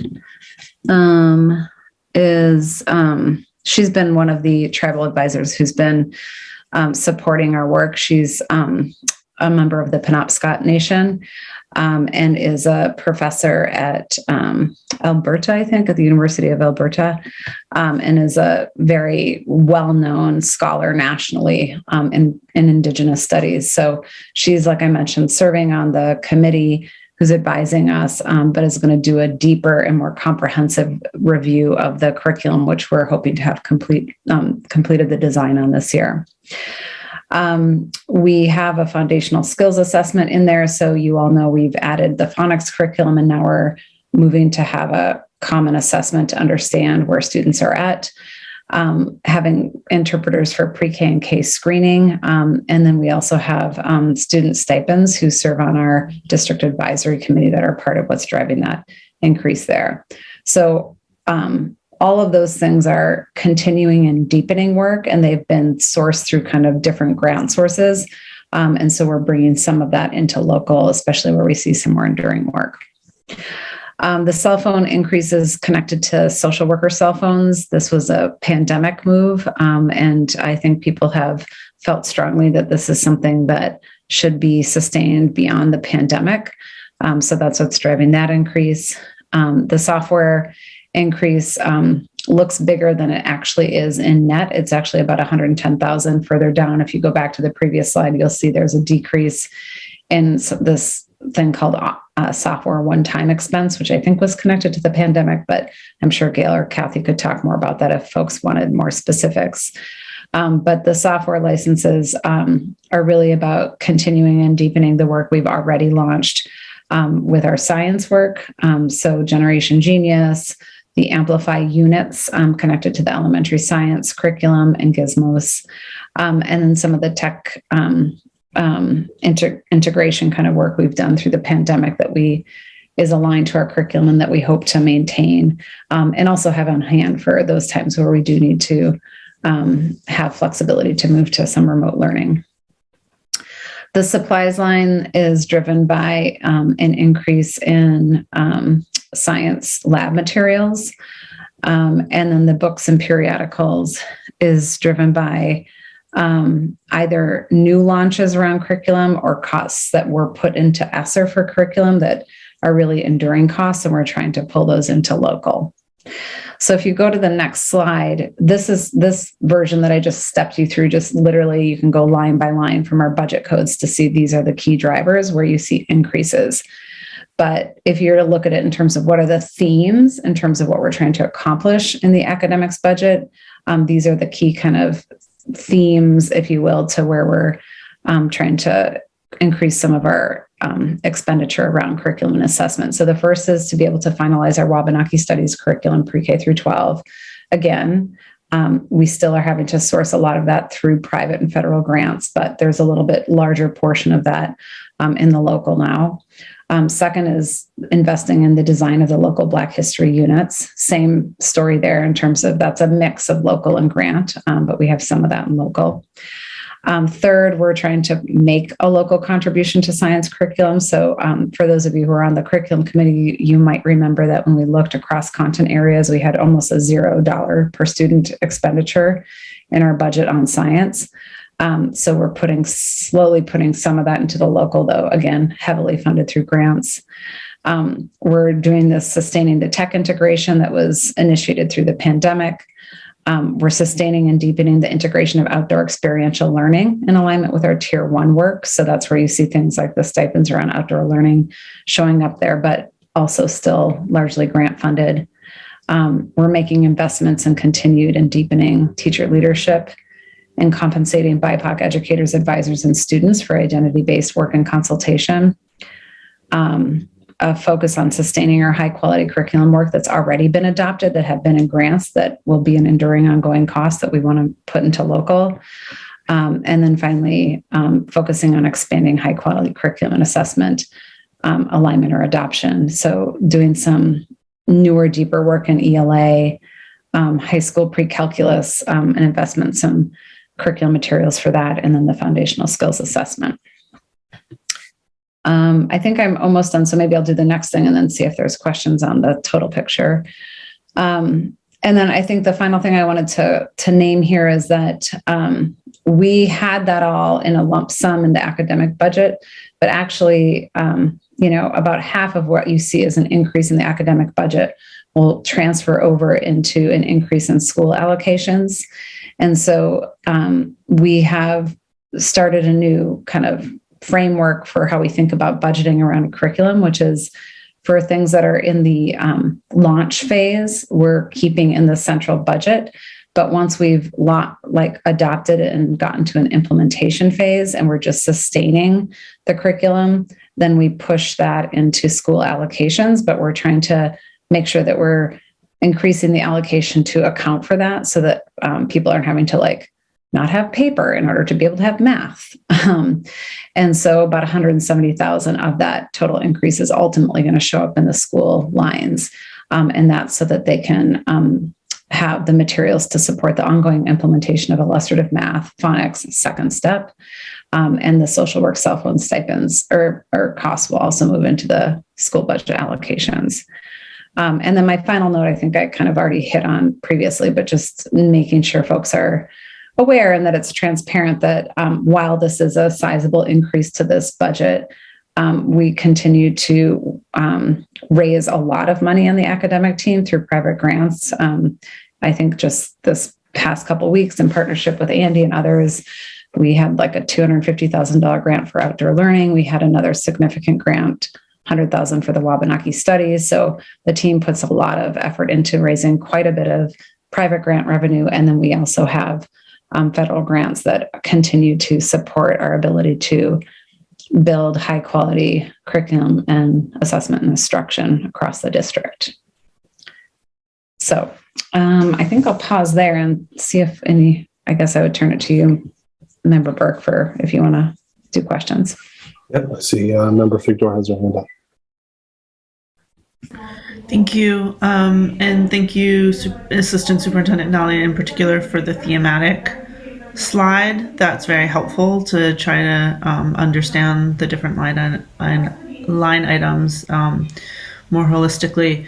My question is about one of the reductions on the slide with all of the line items, and there's about a $62,000 reduction in employee training and development services. I'm wondering if you can speak to that.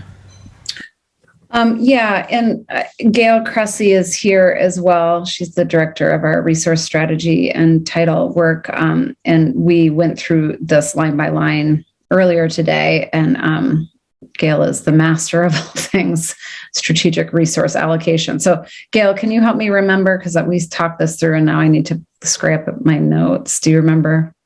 Sure. Hi, everyone. That's a reduction in some of the contracts we have in place.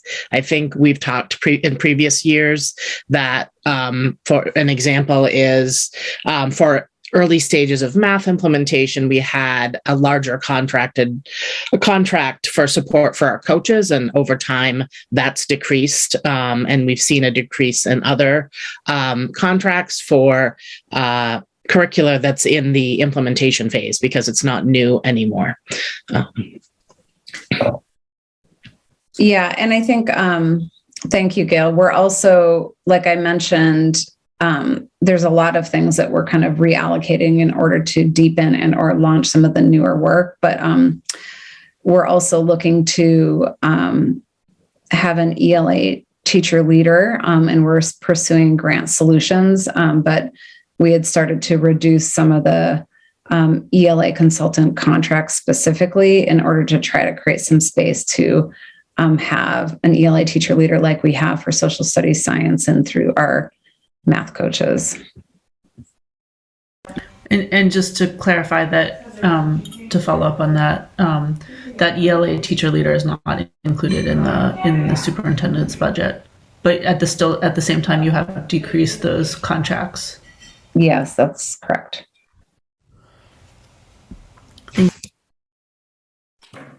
Member Bondo? Yeah, thank you. So just a clarification piece on the outdoor learning liaison. So I just want to know if so what's the specific role they are playing? Because I know we have the coordinator that we had on the budget last year. So the liaison is going to be, so we have a liaison from each school or? Yeah, I can, and I'm happy to send to the superintendent for follow-up the job description for the liaison if you wanted to look at the specifics. But basically, this is a continuation of a stipended position at the school that we had last year, and it was in ESSERF. So Katie West, you've met through board meetings. She's one person trying to think about outdoor experiential learning pre-K through 12 across all of our schools, and try and really, our vision is not just, and I think Katie kind of articulated this beautifully in her kind of phased implementation that she shared with you, which you may or may not remember the specifics of, but our aim is not just is to move past the health and safety, like get outside just for health and safety reasons, but really to think about how do we integrate an experiential outdoor learning approach into our pedagogy and our tier 1 instruction. And it shows up there really naturally and beautifully through our instructional visions. So I guess, yes, Member Bondo, ultimately it's so that there is a point person at each school who's really the coordinator of some of the logistical pieces, like where is the school in terms of tents and chairs and buckets and stumps and, all of these things that are not an insignificant amount of work for somebody to do, when it gets down to it, as well as like that partnership around the deeper integration of that work into core instruction. And so it's like, Katie, we don't have the funds to have like a team that's thinking about this, but this gives her some people to really work with and work through to enable implementation, professional development too. She can bring people together and do PD with them, and they can turnkey some of that at their building as well. Okay, great.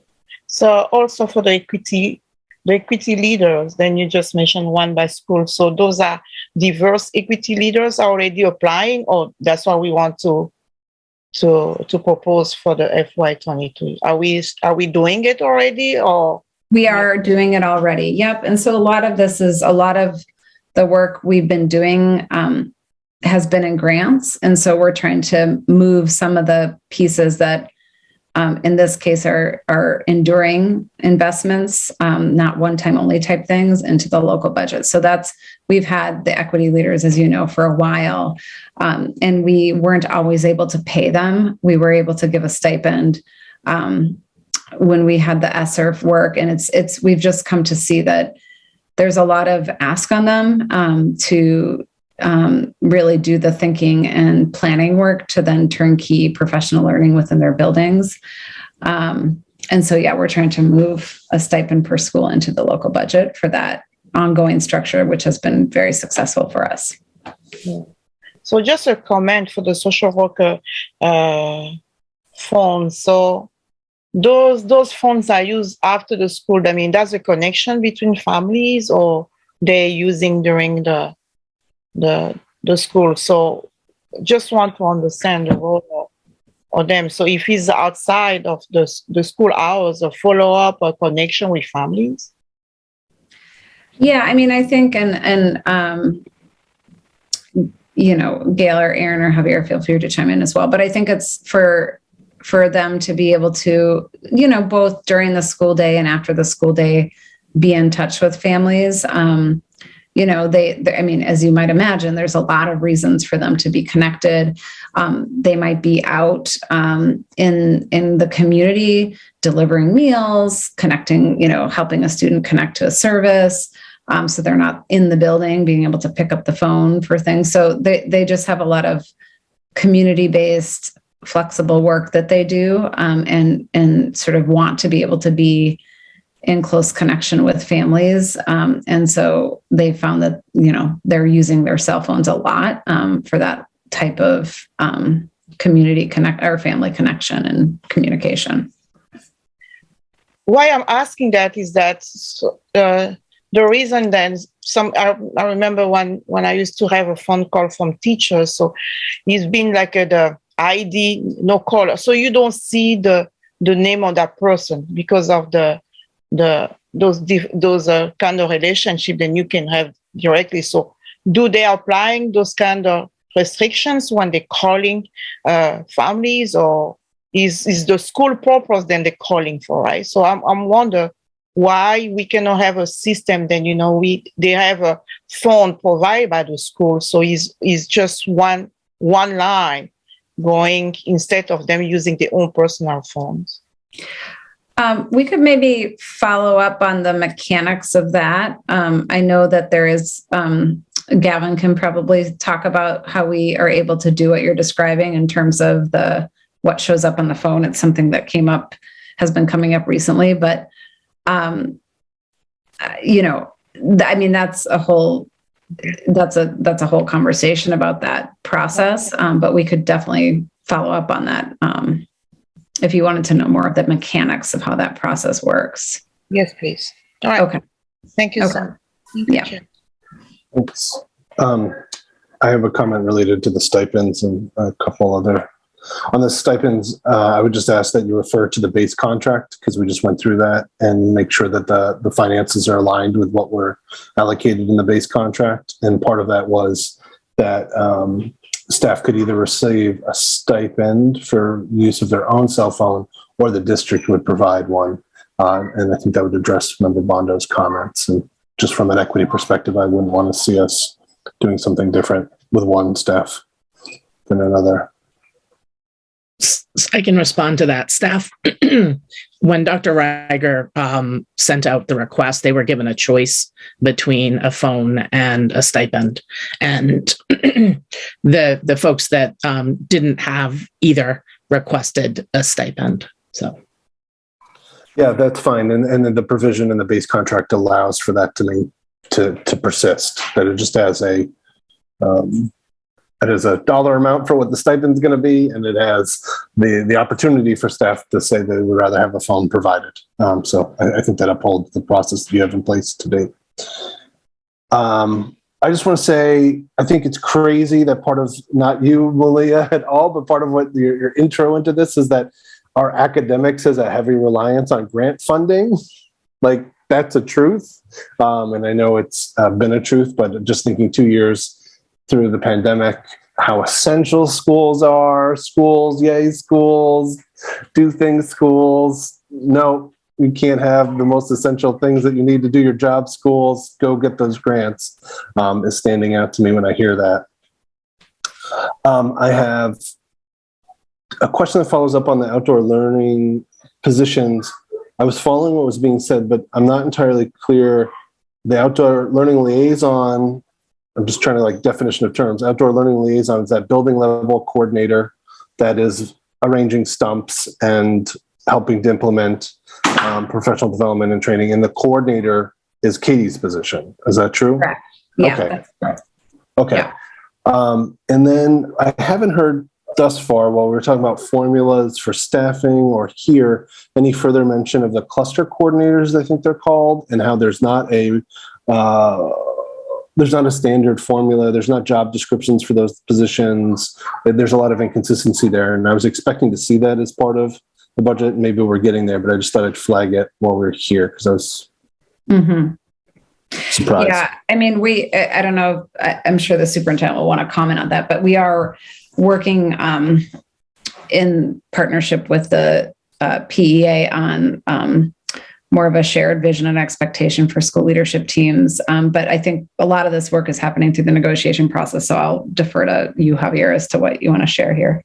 And, I think you're seeing the increases, but, and I don't have the number off the top of my head, but there's about $1 million in stipends and differentials in the system, and those positions are included as part of that, as are the football coach and the basketball coach and, the multiple other leadership roles, the building technology coordinators and things along those lines. So those are not new. Those are existing. And, what you're seeing are some of the additions that we've moved off of grants into the general fund as part of my proposed budget.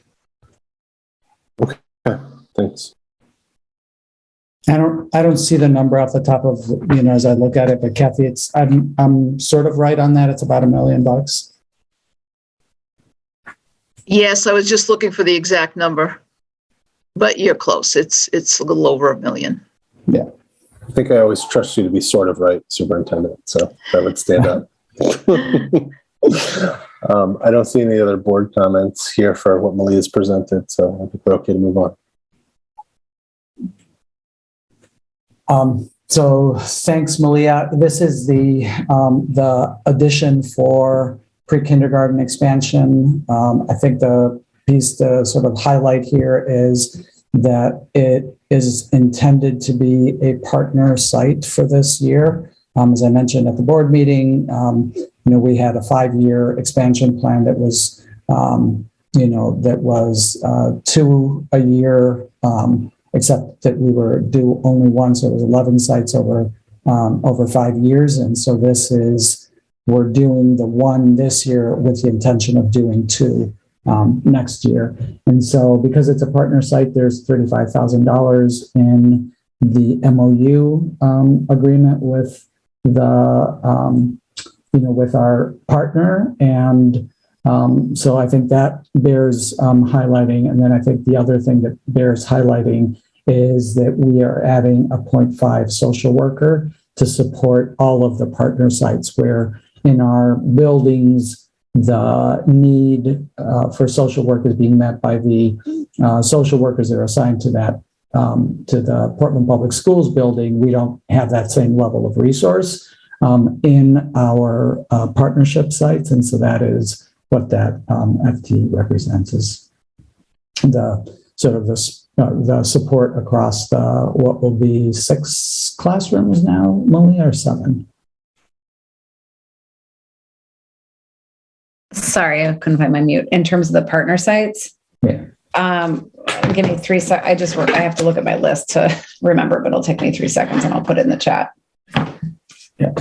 So that's the pre-kindergarten expansion. We expect the revenue that we're projecting here is the per pupil reimbursement that we would get in EPS for the additional 16 students that we would enroll.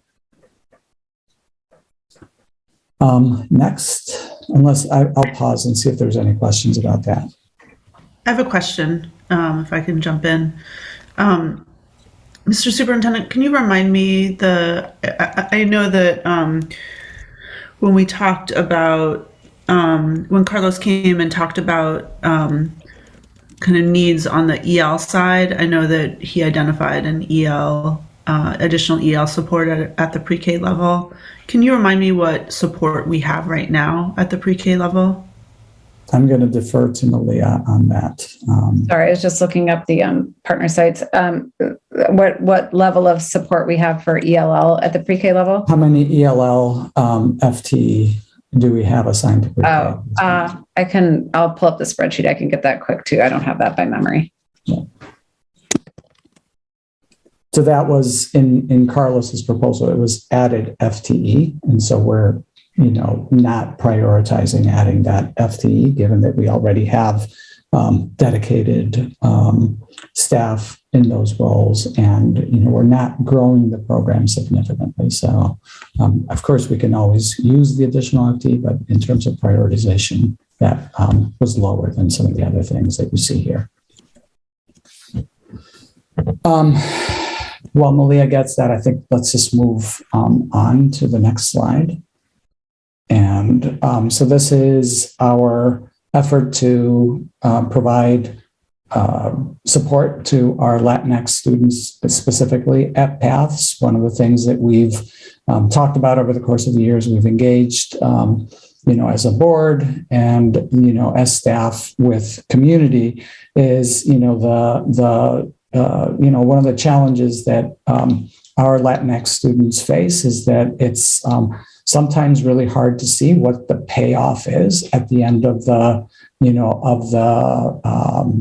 of education, where we are promoting the idea of education as a step to something that you can do later. For many of our Latinx students whose immigration status and things along those lines makes the reality of accessing college really, really not much of a reality at all. Providing them with, skills that are marketable that will allow them to get jobs different from the ones that they would otherwise get with a high school diploma and no college is a priority. And so that's what this is about. It's giving us a foothold at Paths to be able to bring students there, let them engage in, learning marketable skills and get the support that they need to be able to succeed in doing that, so that we can open up some doors for them. And so that's what this entails. It involves adding 2 language access ed techs that are going to be dedicated to doing that work at Paths, and also having a full-time ELL teacher at Paths, which we currently don't have. And so that combined resource will allow us to provide services to a number of Latinx students that we have not been able to provide that level of support for. Paths also currently has a 0.5 administrator. They have a full-time and then a half-time administrative assistant. We need the day to be spread out longer so that we can have coverage, in particular for the after hours pre-kindergarten needs. And so this will allow us to do that, as well as just, help to manage a growing population at the school on a daily basis. And all of this, as we explained earlier, is funded out of the restricted fund balance that is dedicated to CTE. And so the next slide, if you will, Aaron, just shows you, you had seen the overall from Kathy. This is how it's built up over the years, essentially by running a frugal program that allowed us to build up some additional fund balance. And so now that we have identified that, we're able to put the resources to work on something that is a priority for us. And we know we can do that for at least 2 years. And we believe that by attracting additional numbers of students, that will increase our CTE allocation, which will help for it to pay for itself. So that's kind of the strategy involved in this. I saw Malia put something in the chat, 5 pre-K DLL teachers, and 5 partner sites. Thank you. Does that cover your question, Chair Figdor? Yes, thank you. Any questions about the CTE? Oops, I just realized I was not on camera. My apologies. I turned it off at one point to get up and I never turned it back on. I do have a question. What was the goal for the pre-K class? 16? What was the goal for the pre-K class? how many classes we were planning to get? Yeah, we were going to initially in the resolution, the goal was to open 2 classrooms this coming fall and then 1 final classroom the following fall to hit the overall goal of expansion that was in the 5-year resolution. So what we're proposing is to swap that and do just the 1 class this year and 2 next year. And frankly, that's not just a budget thing. That has to do with the fact that we have both through buildings and some of the renovation work happening, as well as some expansion that's happening at YFO. We're anticipating, opportunities to expand, and especially in the neighborhoods where we see the greatest unmet need.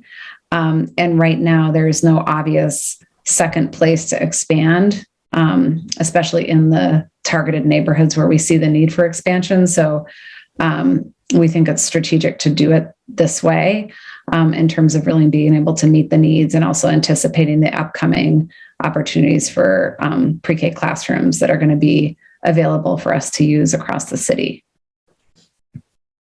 Okay. In terms of the budget, if we are planning to have 2 next year, is that going to affect our budget again, or? Yeah, it would affect the budget. I mean, we do get the revenue in the per pupil from the state, so there's always an offset. But there's, in addition to the FTEs, there's classroom setup, potentially MOUs if it's in partner sites, things like that. And just to sort of take the opportunity to just remind folks that, we're not adding any transportation capacity to increase the accessibility of transportation on this, nor are we at this time, dedicating any resources to support the before and after care, which are again things that we ideally will have in next year's budget. So, it will absolutely affect the budget. There is an offset in revenue, but that offset in revenue covers essentially the cost of a teacher and ed tech. None of the ELL resources, none of the social worker resources, none of the MOU contracts or, transportation and, when we get before and after care in place, it won't pay for that either. So yes, there is an impact on the budget for doing this. Thank you so much. Thank you, Melina. Verbonda? Thank you. Superintendent, just going back to the CTE. And when I look at the budget here, the proposal, I see then we're going to use some funds for the Latins and administrative support. Right? Correct. Okay, so by using that, and I heard that we have about for 2 years, so I just want us to think about it, because this is a most valuable and priority that I really support in the budget, because the path, that's an area that I've been advocating for years, even though coming on the board. And then I think we just need to think about it, bringing that one in a couple of years to the full formula funding for the budget to sustain these approach. And I'm hoping then we can move this approach to other students, not only Latins, but other students who have a different language acquisition, who really need to move their post-secondary, need to move forward. And is going to be, especially for that specific target of student, is a must needed. And I think having that funding for now, for 2 years, I think we have to think on the road what we need to bring as impact, bring that one and to sustain that one to the full formula budget for them to be able to assist and to move that one, because that's a game changer for that population, to make sure that they have a place when they can succeed and really moving to extend those workforce opportunities for them.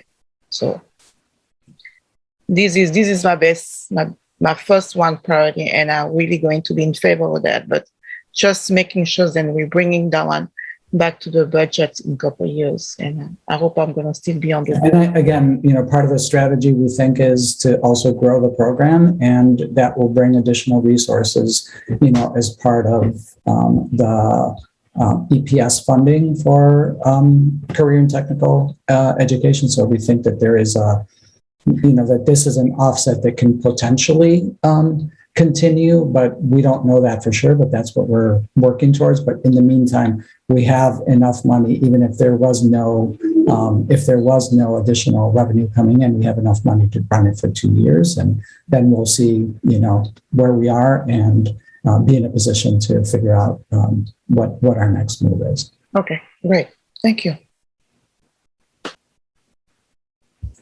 Okay, next, we have, and we will talk a little bit about all of the things that are not funded from Jesse's request, but this is the one that is in the budget, and this is the additional ed tech to support the programming for students with special needs who are in who are over 20 years old up to age 22. That is a new requirement that was put in place by the state last year. And so as we look at the number of kids coming through, this is a priority. It's a compliance need to be able to meet IEPs. And so that's why this is prioritized in the budget. I think Jesse is still with us. I don't know if there's any questions or anything that I can, I don't see Jesse.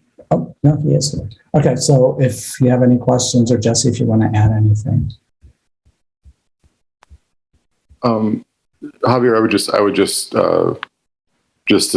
to be clear about it, since this new requirement from the state added up to 2 years of eligibility, this year being the first year and the next year being the second year, that's why we're seeing the increase for those first 2 years, and then we would expect it to get to sort of a more level state after that. So it's not surprising that we're having the increase, because students aren't aging out for next year. They'll be aging out starting after next year. I just want to be clear about that. That makes sense. I have a question for you, Jesse. I'm just curious if you could speak to the implications of not having the other pieces. We're going to talk about those in a little bit, if you don't mind, Adam. No, of course. Yeah. We'll do it. All right. So next, then, we're increasing English for speakers of other languages capacity, ESOL capacity at Portland Adult Ed. This, as I explained previously, is both, it's an add, but it's also a reconfiguration of reduced costs. One of the questions that we got during the budget session was, what is the impact of this on our waiting lists for ESOL? And so Anita is with us to help, understand the need for this, how this helps, and where does that leave us as well. So Anita, thank you for being here. Yes. So part of the question of the PAE waiting list is a little complicated. We've always had a waiting list. We have, every summer we do around 700 intakes, and those students are put on a list for registration in the fall. There are also many students who are carried over from the previous year. So those students have priority, then we fill the waiting list from the group of students who had intake.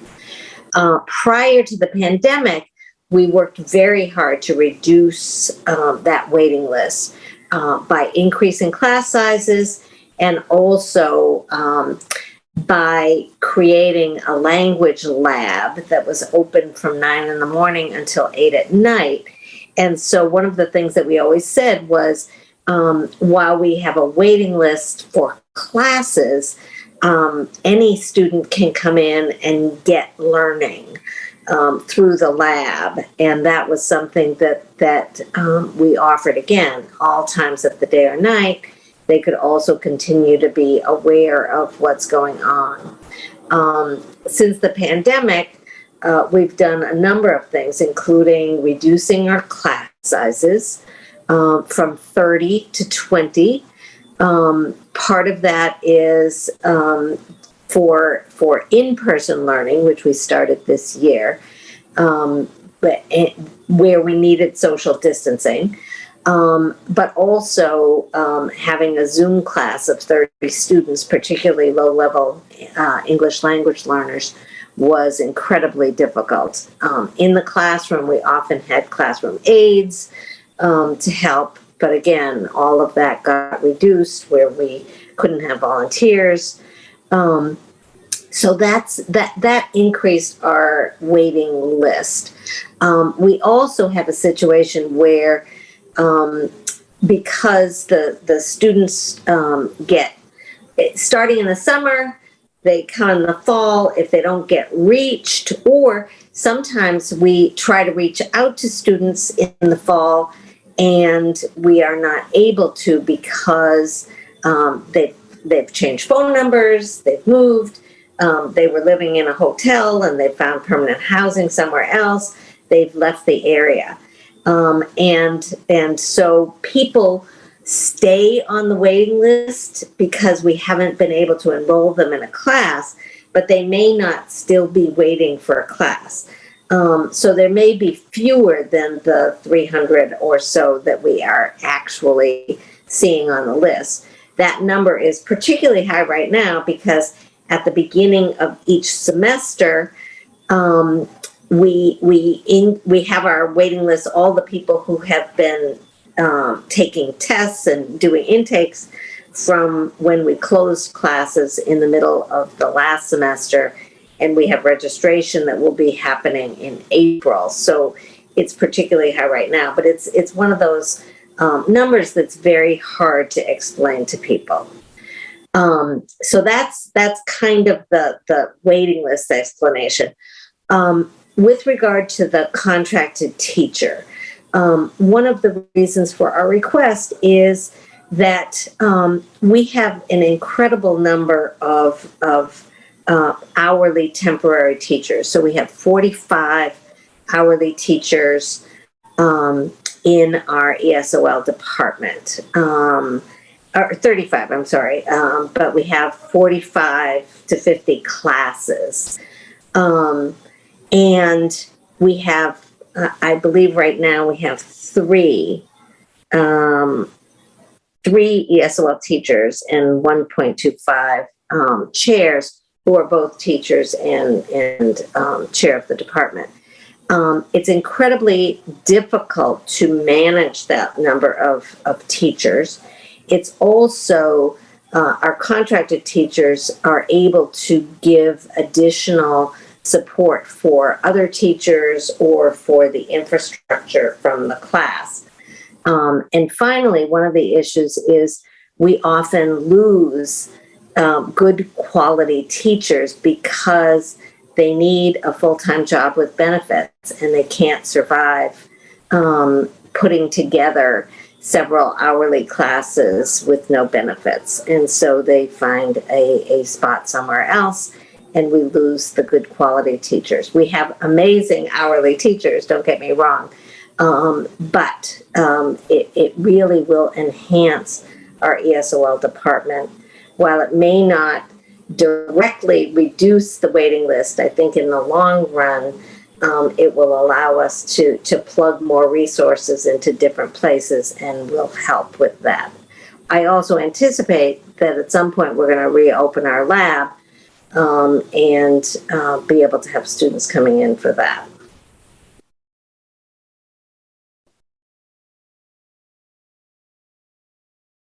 Thanks, Anita. Any questions? Rabonda? Yes, thank you. And thank you, Anita. So kind of a little wonder after I heard you explaining those concerns, how one FT teacher will help in that capacity. How many classes? How? Because here in the proposal, you have just one full-time teacher. So Correct. yes, so how is going to help? Because when I heard then with those 35 hourly teachers that you have right now, and I see what's the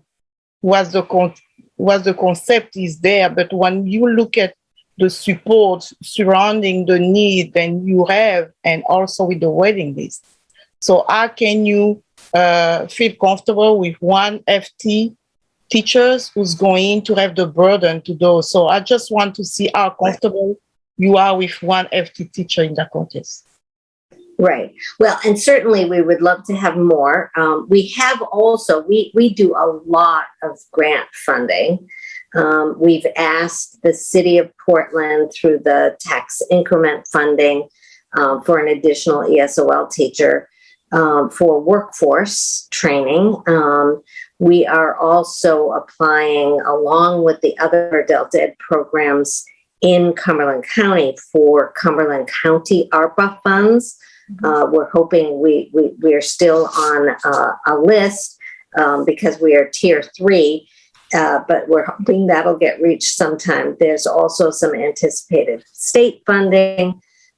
We this year had a private foundation that gave us funding to fund a full-time teacher, ESOL teacher. So, and particularly around some of the workforce things, our grant funding has increased significantly over the past several years.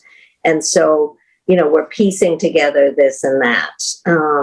And, we're trying to be reasonable and frugal. So, we are asking for what we would, what we think we can manage, not necessarily our ideal. Yeah, I really respect your comment, but I'm still skeptic about when I see the foundation on the value then you're doing. I mean, the core value of the work, and then are we moving the people then you serve to the workforce places? So I mean, there's a lot of work to be really deeper happening to your place. So if you can project how many full-time teacher you really need to your whole full capacity, when you have to have just for moving the 35 hourly teacher, then you can use sporadically, but what's your capacity range, Ken? Mm-hmm. Well, and again, a contracted teacher, we would expect that person to be able to teach 4 classes of 20 students each semester. So 80 students each semester. Again, that doesn't necessarily mean 80 times 3, because a lot of those students will cross over from one semester and they'll actually be in class for the entire year. But that's what we look at in terms of deciding how many teachers we would need to teach, an ESOL class. Okay. All right. Thank you, Anita. Mm-hmm. Figdor? Thank you, Chair, and thank you so much, Anita. This has been very helpful.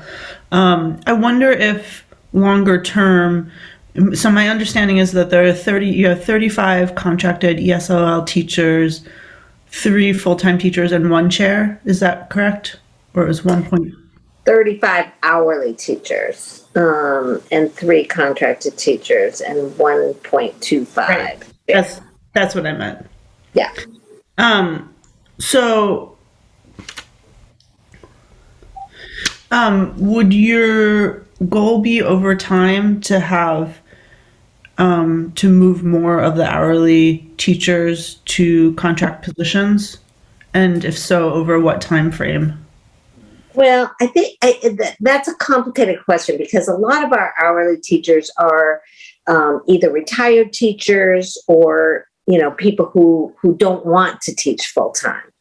And so I don't think we would ever want to lose that group of people. I don't think we'd ever want to move to a school that is all contracted teachers. But to have a better balance would certainly be helpful.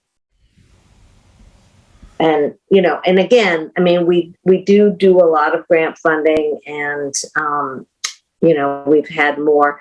I have had conversations with both the mayor and the governor's office to really look at adult English language learning from a broader perspective, because it shouldn't be a Portland schools issue necessarily. It should be a citywide, countywide, and statewide issue, because we need to have a robust English language learning program to address our workforce shortage.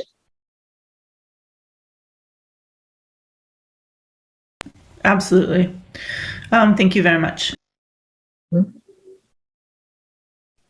Mr. Youssef? Thank you, Chair. I do have one question. Thank you, Anita. And I really like the idea of having students can come and get learning. That's amazing, because I know, on top of all the obstacles that you mentioned, some students spend more time to remain the same level because of slow progress, and that will not allow newcomers to.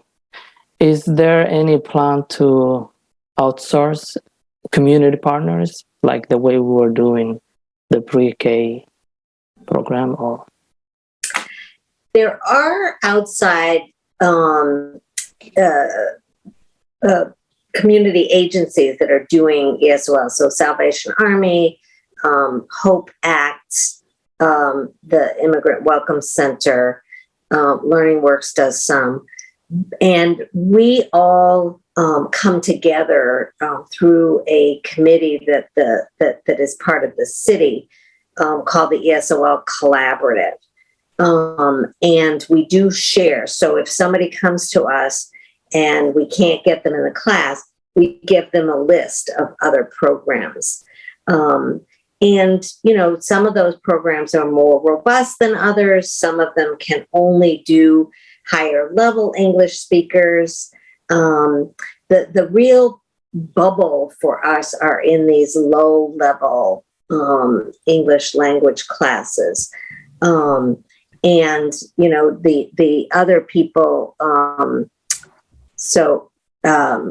the other groups can manage some of the programs, but really, and there are other adult ed programs that are doing more and are more robust. But I do think it's a bigger problem than just PAE. Can I stop this for 1 second? I know that these are incredibly important questions, but I'm also cognizant of time and how much we still have to go through. Would it make sense for us to have a board focus somewhere down the road where we can tackle all of these larger questions about Portland adult ed, as opposed to trying to do it as part of the review of the superintendent's budget? Yes, for sure. I don't know that we've done that in years. Yeah, I'd be happy to participate and have others of our staff be involved and really have a good conversation about it. So Chair Figdor and I can talk about where we can get that on the agenda this spring. I think, obviously there's a lot of really good questions, and, I don't want to not address those questions, but I don't want to address them as part of what we're trying to do today, which is reviewing these proposals.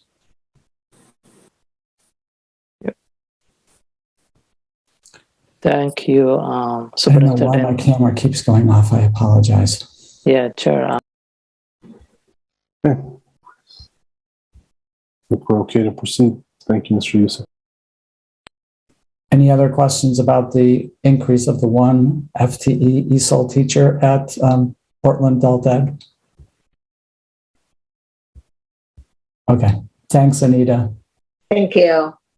All right, last but not least, in terms of the increases that are proposed in the budget, is the increase in the compensation level for our executive director of the Foundation for Portland Public Schools. I think I don't have a lot to add to what I said before, just to remind you that the foundation has grown tremendously. Just today, you heard Malia talk about some of the partnerships that our academics team and the foundation have struck that have, produced significant increases. And so we're over $1 million in this fiscal year already, with, a quarter of the fiscal year yet to go. So we need to recognize that the foundation and the compensation level for the foundation director was built on a foundation that was bringing in $300 and some thousand, and it's now grown. And so this is benchmarked against what compensation looks like for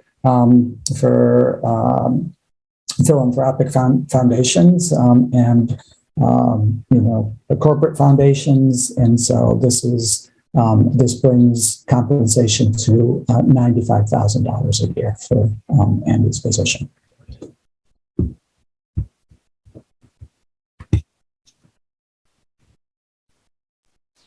Okay, to keep going.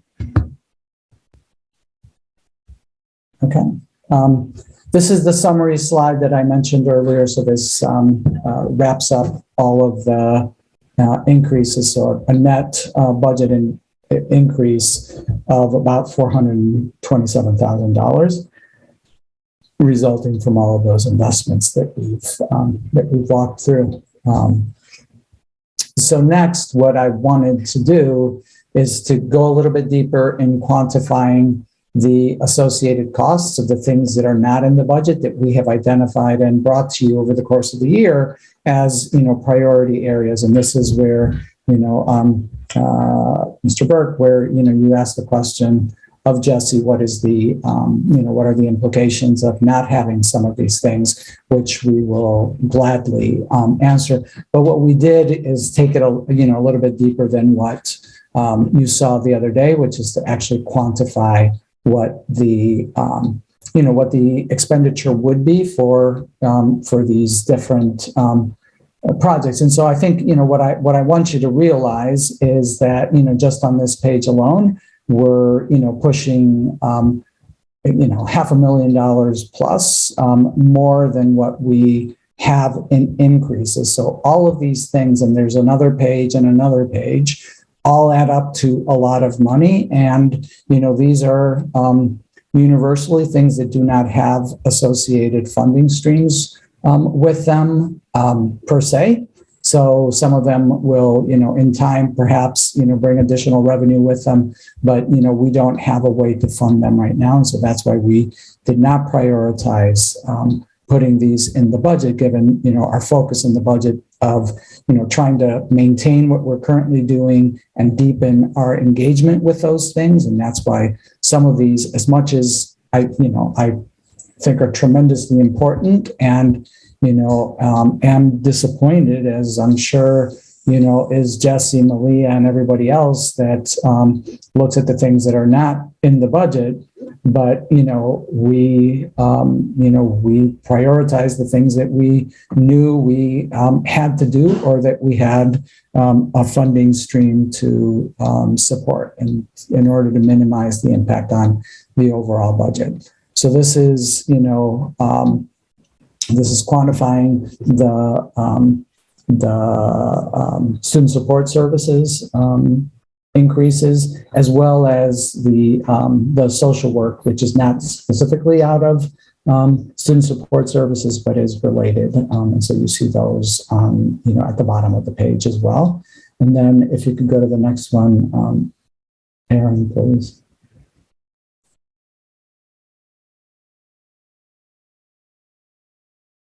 Aaron, can you go to the next page, please? Yeah, there we go. So these are the world language and ELD investments. So these are, you see those costs again, like more than, $300,000 worth of, additional costs that are, that would be involved here. And then, the next slide. And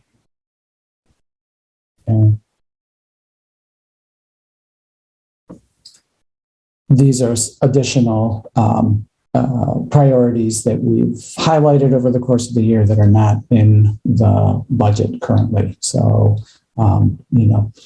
so I wanted to, honor the request and make sure that we quantified it. And then I also, on the next slide, have prioritized, sort of from my perspective, my team's perspective, what are the, what is the order in which we would prioritize those things? So starting with those social work ads, and that's primarily because those are driven by our funding allocation, by our staffing allocation formula. So if we were to fully implement the social work ones, that's what the resulting additions would be. That's a full-time at Rowe, and I believe a 0.2 at Peaks Island. SLIFE, the support for students who have limited or interrupted formal education.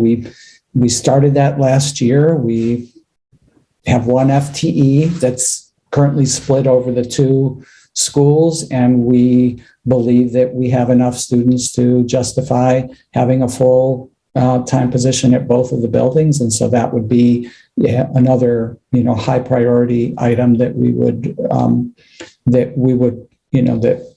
we prioritize.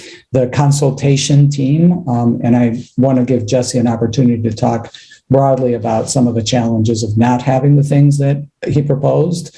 But, I would prioritize particularly the component of the BCBAs and the psychs as, something to elevate over, for example, the Chapter 104 teacher request that's also part of the consultation team, or the part-time OT staffing. Again, for the same reasons that I described with the social work, in terms of the EL allocation addition, there's small adjustments. And so, I don't, they're where they are in the order of priorities, because I don't think that this is a devastating loss to DHS or to LICEF to not have that. It, stretches us out a little bit more than what we would like, but, I think that that would be next. The ELA teacher leader we've talked about as part of of Malia's presentation, but, if you want to ask more questions about it, this would be a good time. Mobile makerspace, it's problematic. We will, we're looking to identify grant funding to support that activity in the same way we are for the ELA teacher leader.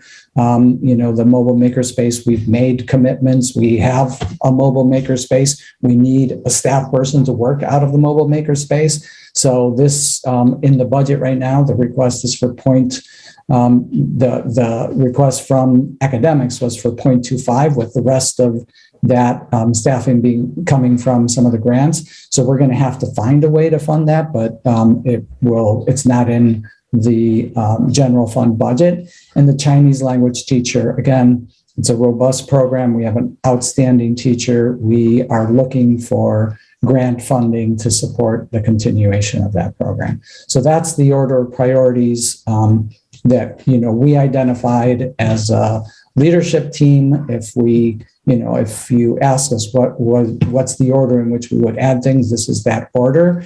And then I guess I would love for Jesse to just talk generally about what are some of the challenges that you see from not implementing these things that we haven't already talked about in the board presentation and so on. I'm sorry, my panting dog just entered the room. Would you like me to go ahead, Javier? Yes, please, Jesse. Okay, sure. So, so I think I'll speak first just to this consultation team concept that Javier listed here in the prioritization slide. So, we spoke at my presentation a few weeks ago to the board. We demonstrated and showed the data that basically we have not only an increasing number of students with IEPs identified for special education, but We also have an increasing number of referrals. And at the same time that's happening, the percentage of those referrals that actually result in students being identified is decreased. So, at a high level, the concept of this team would be to provide expertise around for the BCBAs around behavior intervention that can happen, in the general education environment, in the classroom. And then for the school psychologists, school psychologists are trained absolutely in different intervention approaches, and they could be valuable parts of school intervention teams for students before they're even referred. Right now, with the number of school psychologists that we have, their role is really only to evaluate students once they've been referred. They sometimes participate sort of ad hoc in the intervention process, but it's certainly not. We don't have the capacity for that to be more formal. So the idea of adding these professionals would be providing schools with a resource to implement interventions, for students that might otherwise be considered for referral. And the effect I think that would have would be to not only in some cases certainly identify strategies that work for students and eliminate the need for that student to be referred, but it would also ensure that the referrals that we do have, we had really looked at all the ways we could to support that student before going to that next step of referral. And that's a essential part of the whole special education process is for the team to have data and evidence that they've really tried, a variety of interventions in general education before we're even considering a referral. So that team would support that.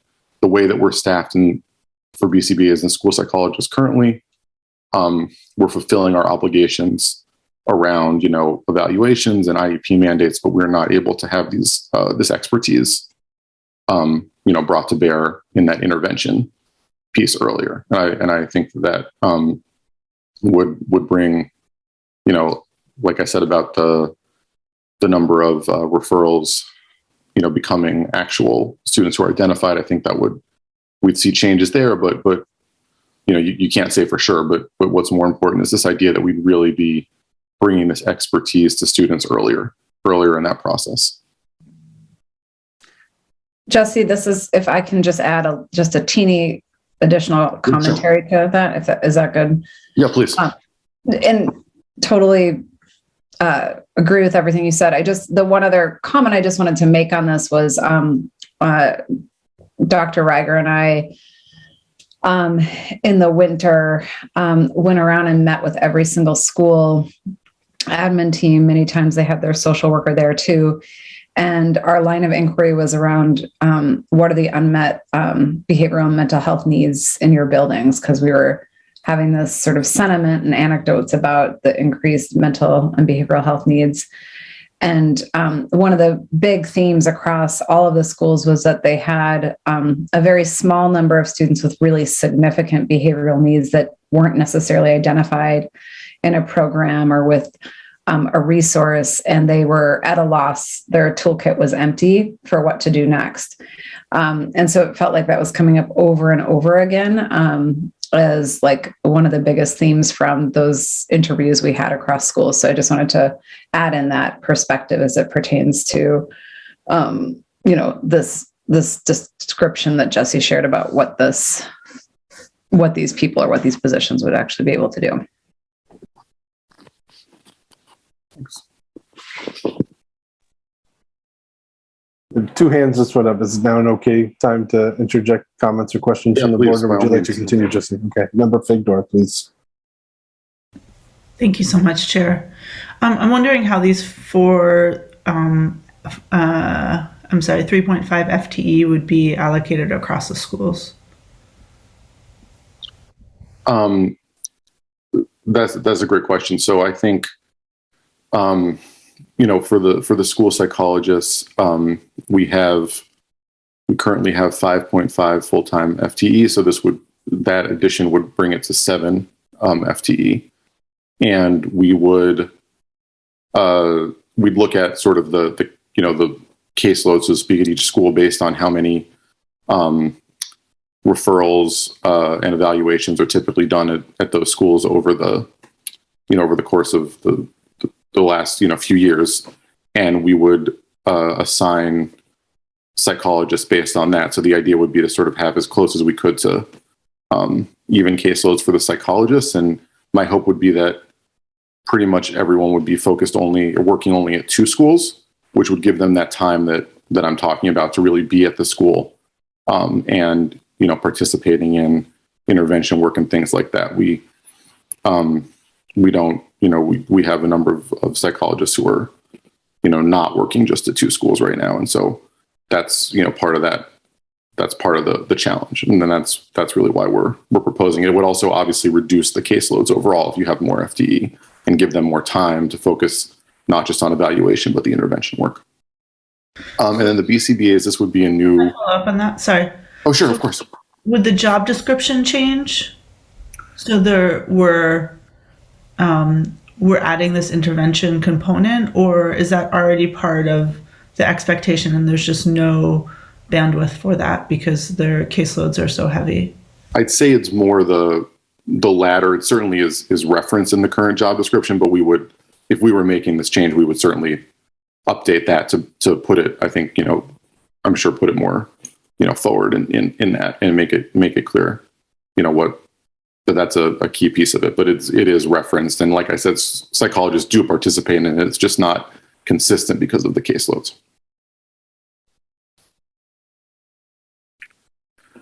And then just to answer the second piece would be the BCBA, position. So, we don't have a fully fleshed out plan for how we'd distribute that, but, they'd be sort of working on a consulting basis across our schools. So, we would, figure out a way to assign them that made sense based on the number of students. We'd maybe look at different, numbers like referrals as well. We'd have to put a full plan together for that, but we don't currently have a BCBA position that's doing that. So we don't have a model yet for how that would be, exactly how they would be assigned. But between the 2 of them, the idea is they'd be consulting across all the schools. And we think 2 positions could make a measurable difference in terms of in terms of helping with interventions and reducing the number of referrals. I think it could, because it wouldn't be just about the direct services and time they'd be providing, at a given school. It would also be about professional development and training that they conduct with staff and building capacity there.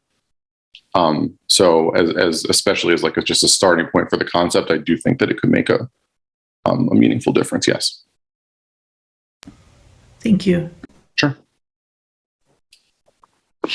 My question, I think, may be to the superintendent, but and that's not to exclude you just because your perspective will matter on this, but could this potentially be funded through URSA funding, given the acute rise of mental health needs in students during and coming out or going into the next phase of the pandemic, particularly as this is a consultant role? Yes, I mean, and one of the things that we talked about is having a process after this budget is underway to look at what are the things that we would potentially feel comfortable using ESSER funding to fund, and obviously this would be one of those. I don't mean obviously; it just for the reasons that you stated, given what those funds are intended to do, these are the kinds of things that would help. Just where social work staffing would also be a place that would meet those needs. So I would envision those and being definitely the kind of things that we could fund out of ESSER, with the challenge being that we know that has a limited lifespan, and so that's the challenge with doing it. Yeah, I appreciate that. I was looking to these in particular because while they might be helpful to have for more than, let's say, the duration of a year. It also sounds like there is a gap, as Assistant Superintendent Nally said, in terms of tools and what to do next. So an opportunity to fill that gap for a short duration might be helpful here. That's my thinking. I didn't see Member Figdor, your hand up again. Thank you, Chair. Just to follow up on that, Jesse, can you confirm the whereas the BCBAs you're talking about as being consultants, the school psychologists are not consultants, right? Well, I think it's, and I apologize if I was unclear. The BCBAs would still, they'd still be school. I'm imagining that they'd be a position in the school district, a full-time position in the school. So they would not be contracted consultants. This would be a position. I just use the term consulting to mean sort of how they're interacting with the schools. I see. Yeah. And then so the same for the psychologists. It would be, these would be full-time, positions.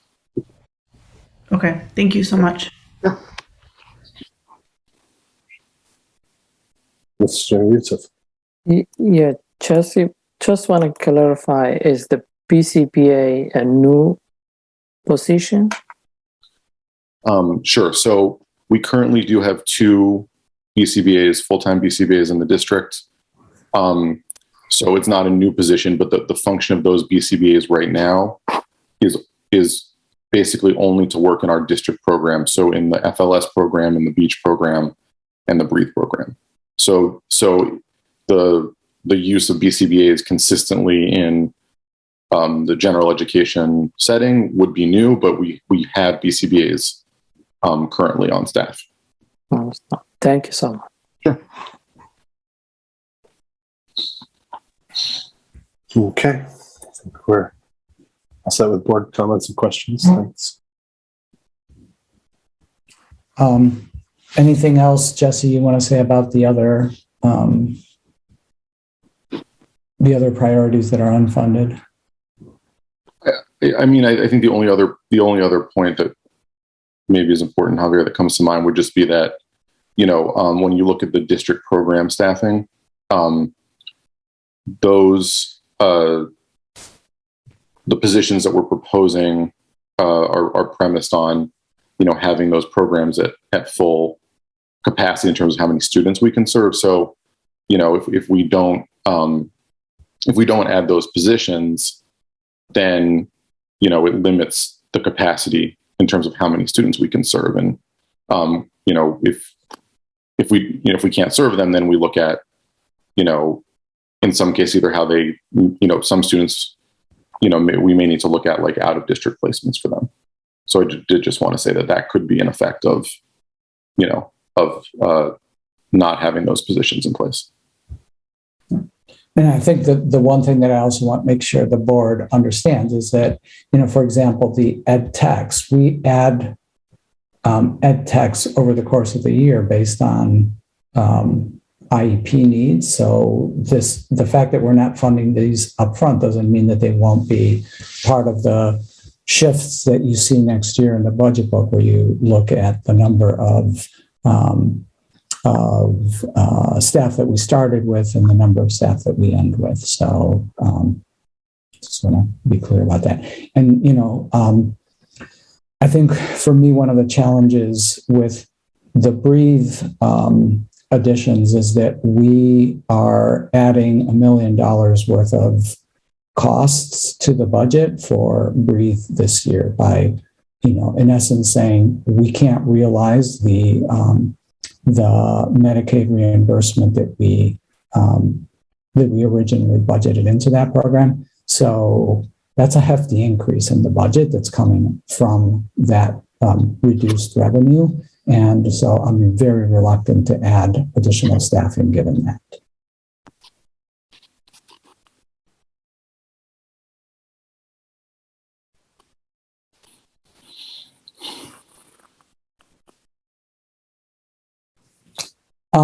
Any other questions about the other priorities or the the prioritization of that we outlined? Because that's really all that we've got other than to just walk through next steps. Chair Figdor? My question is with respect to, or one piece that is hard for me to have not included in the budget is where, I said it earlier, but I'll say it again, I'm very much appreciating the rigor in which we are applying static staffing formulas across our schools, and the extent that we've implemented that. But it seems like the places where we've fallen short is that we're identifying here as the social worker at Rowe and Peaks, as well as the ELL allocations at Lyseth and Deering. And so I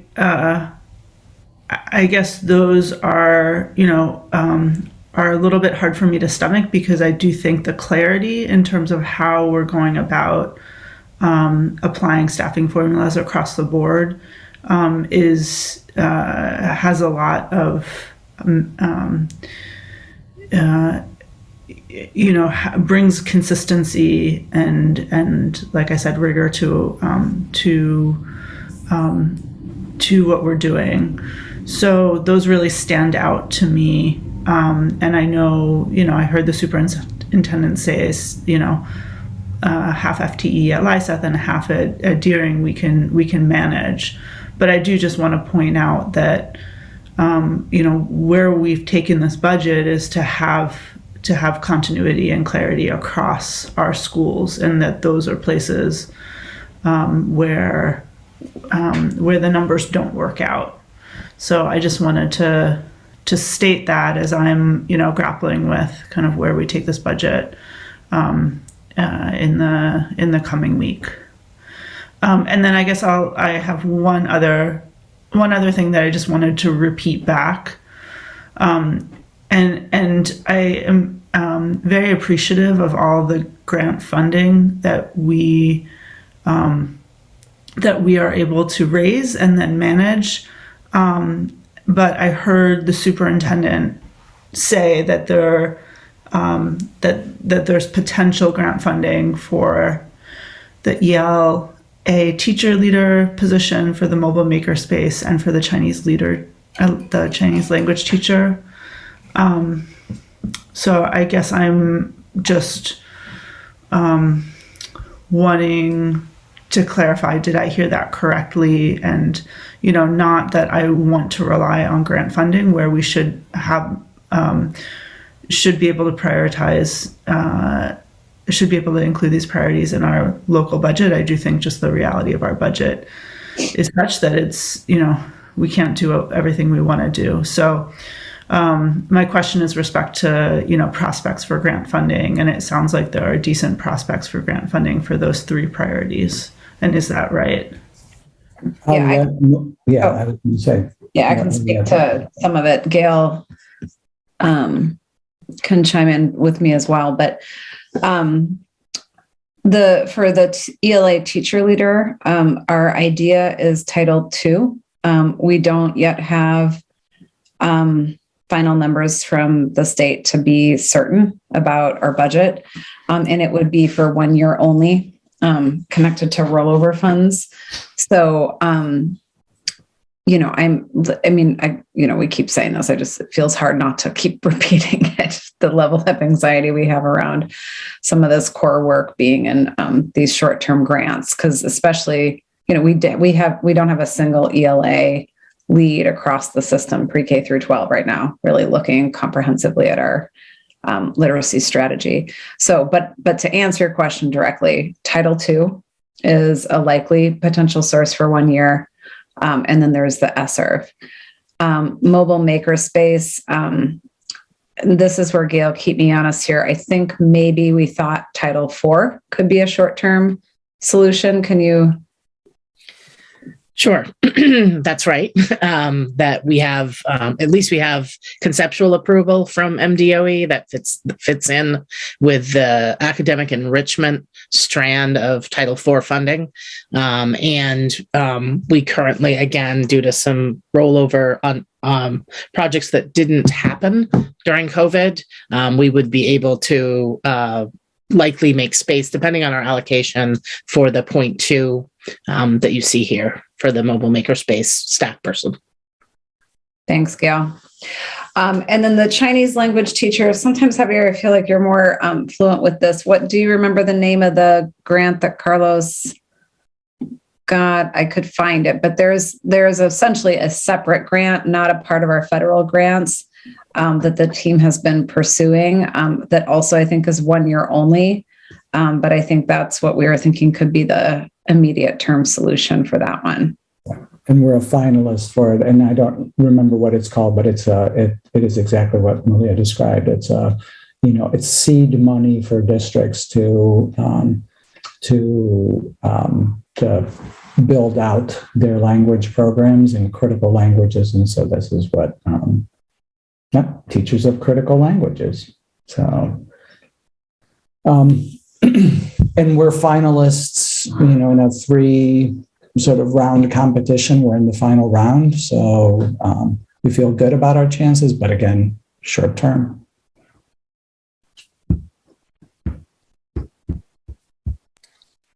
Okay, see Member Bondo.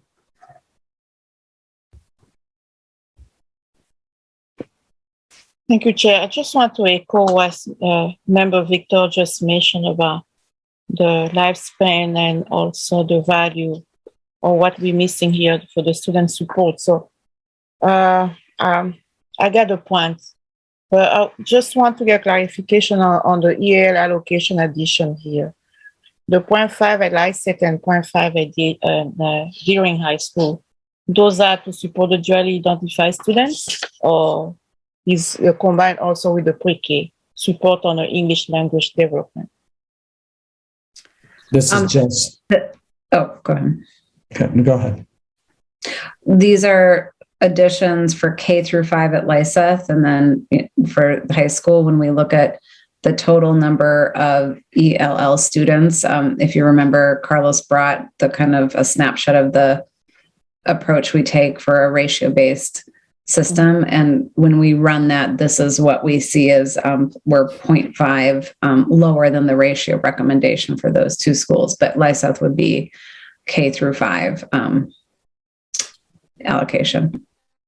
So that means if you understood, we don't have, so that means we're still missing the 1 FTs on the dual identification to move the law plan or not? Or I'm confused there.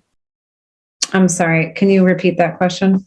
Because we still have the law plan, so I think we still have some on the English language development here. When I look at on the last sheet, we are. Can you move the slide back, Aaron? So we're all looking at the English language development. Sorry. Okay, go ahead, Member Bondo. Sorry. Yeah. So I see here is the proposal on the dual identify 1 FT here. Also, we don't have any priority here. So when I see what we define on the 0.5 for LICET and Deering is nothing to do with the English language development here on that specific dual identify. Okay, I think it's captured in the final bullet, language supports. I think, Javier, correct me if I'm wrong, because I would asked about that too. And I think you had said this was pulled from when Carlos just tried to do a high level summary, but I'm not positive. But this was, yeah. No, I don't think that's included. Carlos did not include the ratio-based increases in his presentation. We added those later, by going back and truing up the numbers.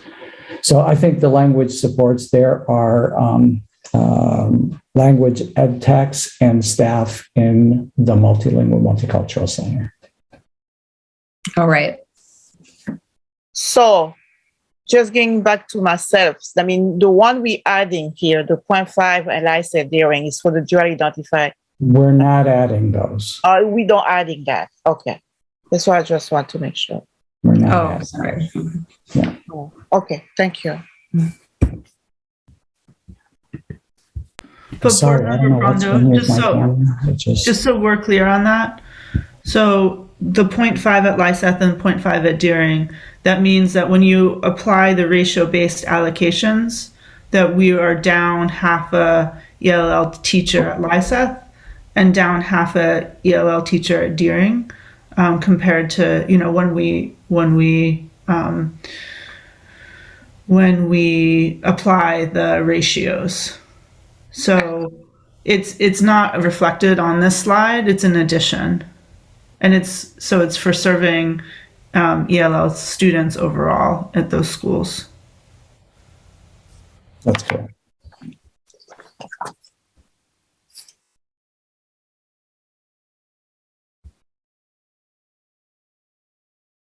Bondo, do you have anything else? No. I was just thinking aloud. I'm good.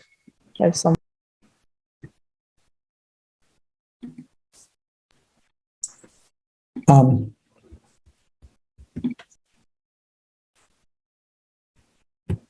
So this is the overall timeline. You're familiar with it. Next step on the next slide, Aaron, is Monday, the second review of the budget with the hearing on, you know, what's in the budget. You know, I've got a number of follow-up items from the conversations today. I'm sure others have them as well. So we'll pull those together. And the way that we usually do this is we start by, you know, just clarifying any of those points that were left unclear from today, making sure that you have all of the information that you need, and then, you know, open it up for, you know, for the public to weigh in on the budget.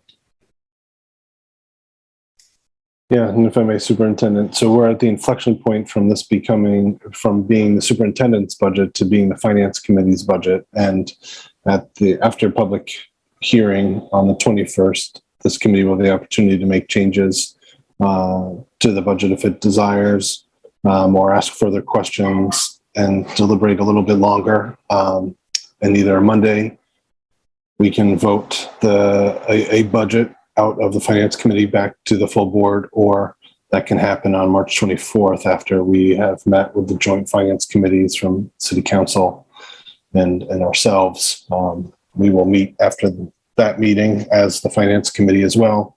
And that would be kind of our last opportunity to finalize the finance committee's version of the budget to refer back to the full board for first read. Did I get that correct? I believe so. So I'll say to my fellow board members, you know, come prepared on Monday, both to listen to what we hear from the superintendent and staff as well during the public hearing. And if there's particular things that we'd like to work through together, talk through, discuss, be prepared to make those proposals, if you will, so that we can do that work together.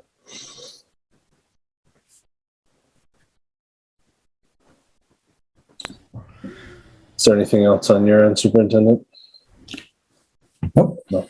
I just want to say thank you to you and to your staff. It's clear the thoroughness and the diligence and the care that you've put forth in developing this year's budget. We started off showing us that we could be up, was it as much as an 11% increase this year? And, you know, you brought it back into an increase that's on par with any other year, not that kind of twofold increase that it could have been. It means compromise.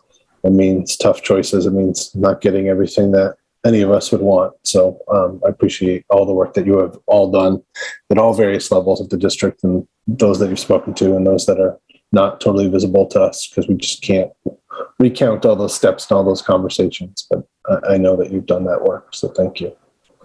Thank you. Special thanks to the team, Kathy, for all of the work that went into that. And then obviously, you know, Malia, Aaron, you know, Jesse, and, you know, Anita for joining us today. Gail for joining us today. Just thank you, everyone, for the hard work up to getting us through to today, and leading up to this. So thank you. Thank you. So with that, I'll take a motion to adjourn the Finance Committee. So moved. Okay, do I see a second? Second. All in favor? Three of us. Thank you. Thank you for being with us, Member Bondo, and thank you, everybody. Have a good evening. Have a Thanks good so night. much. Good night, all.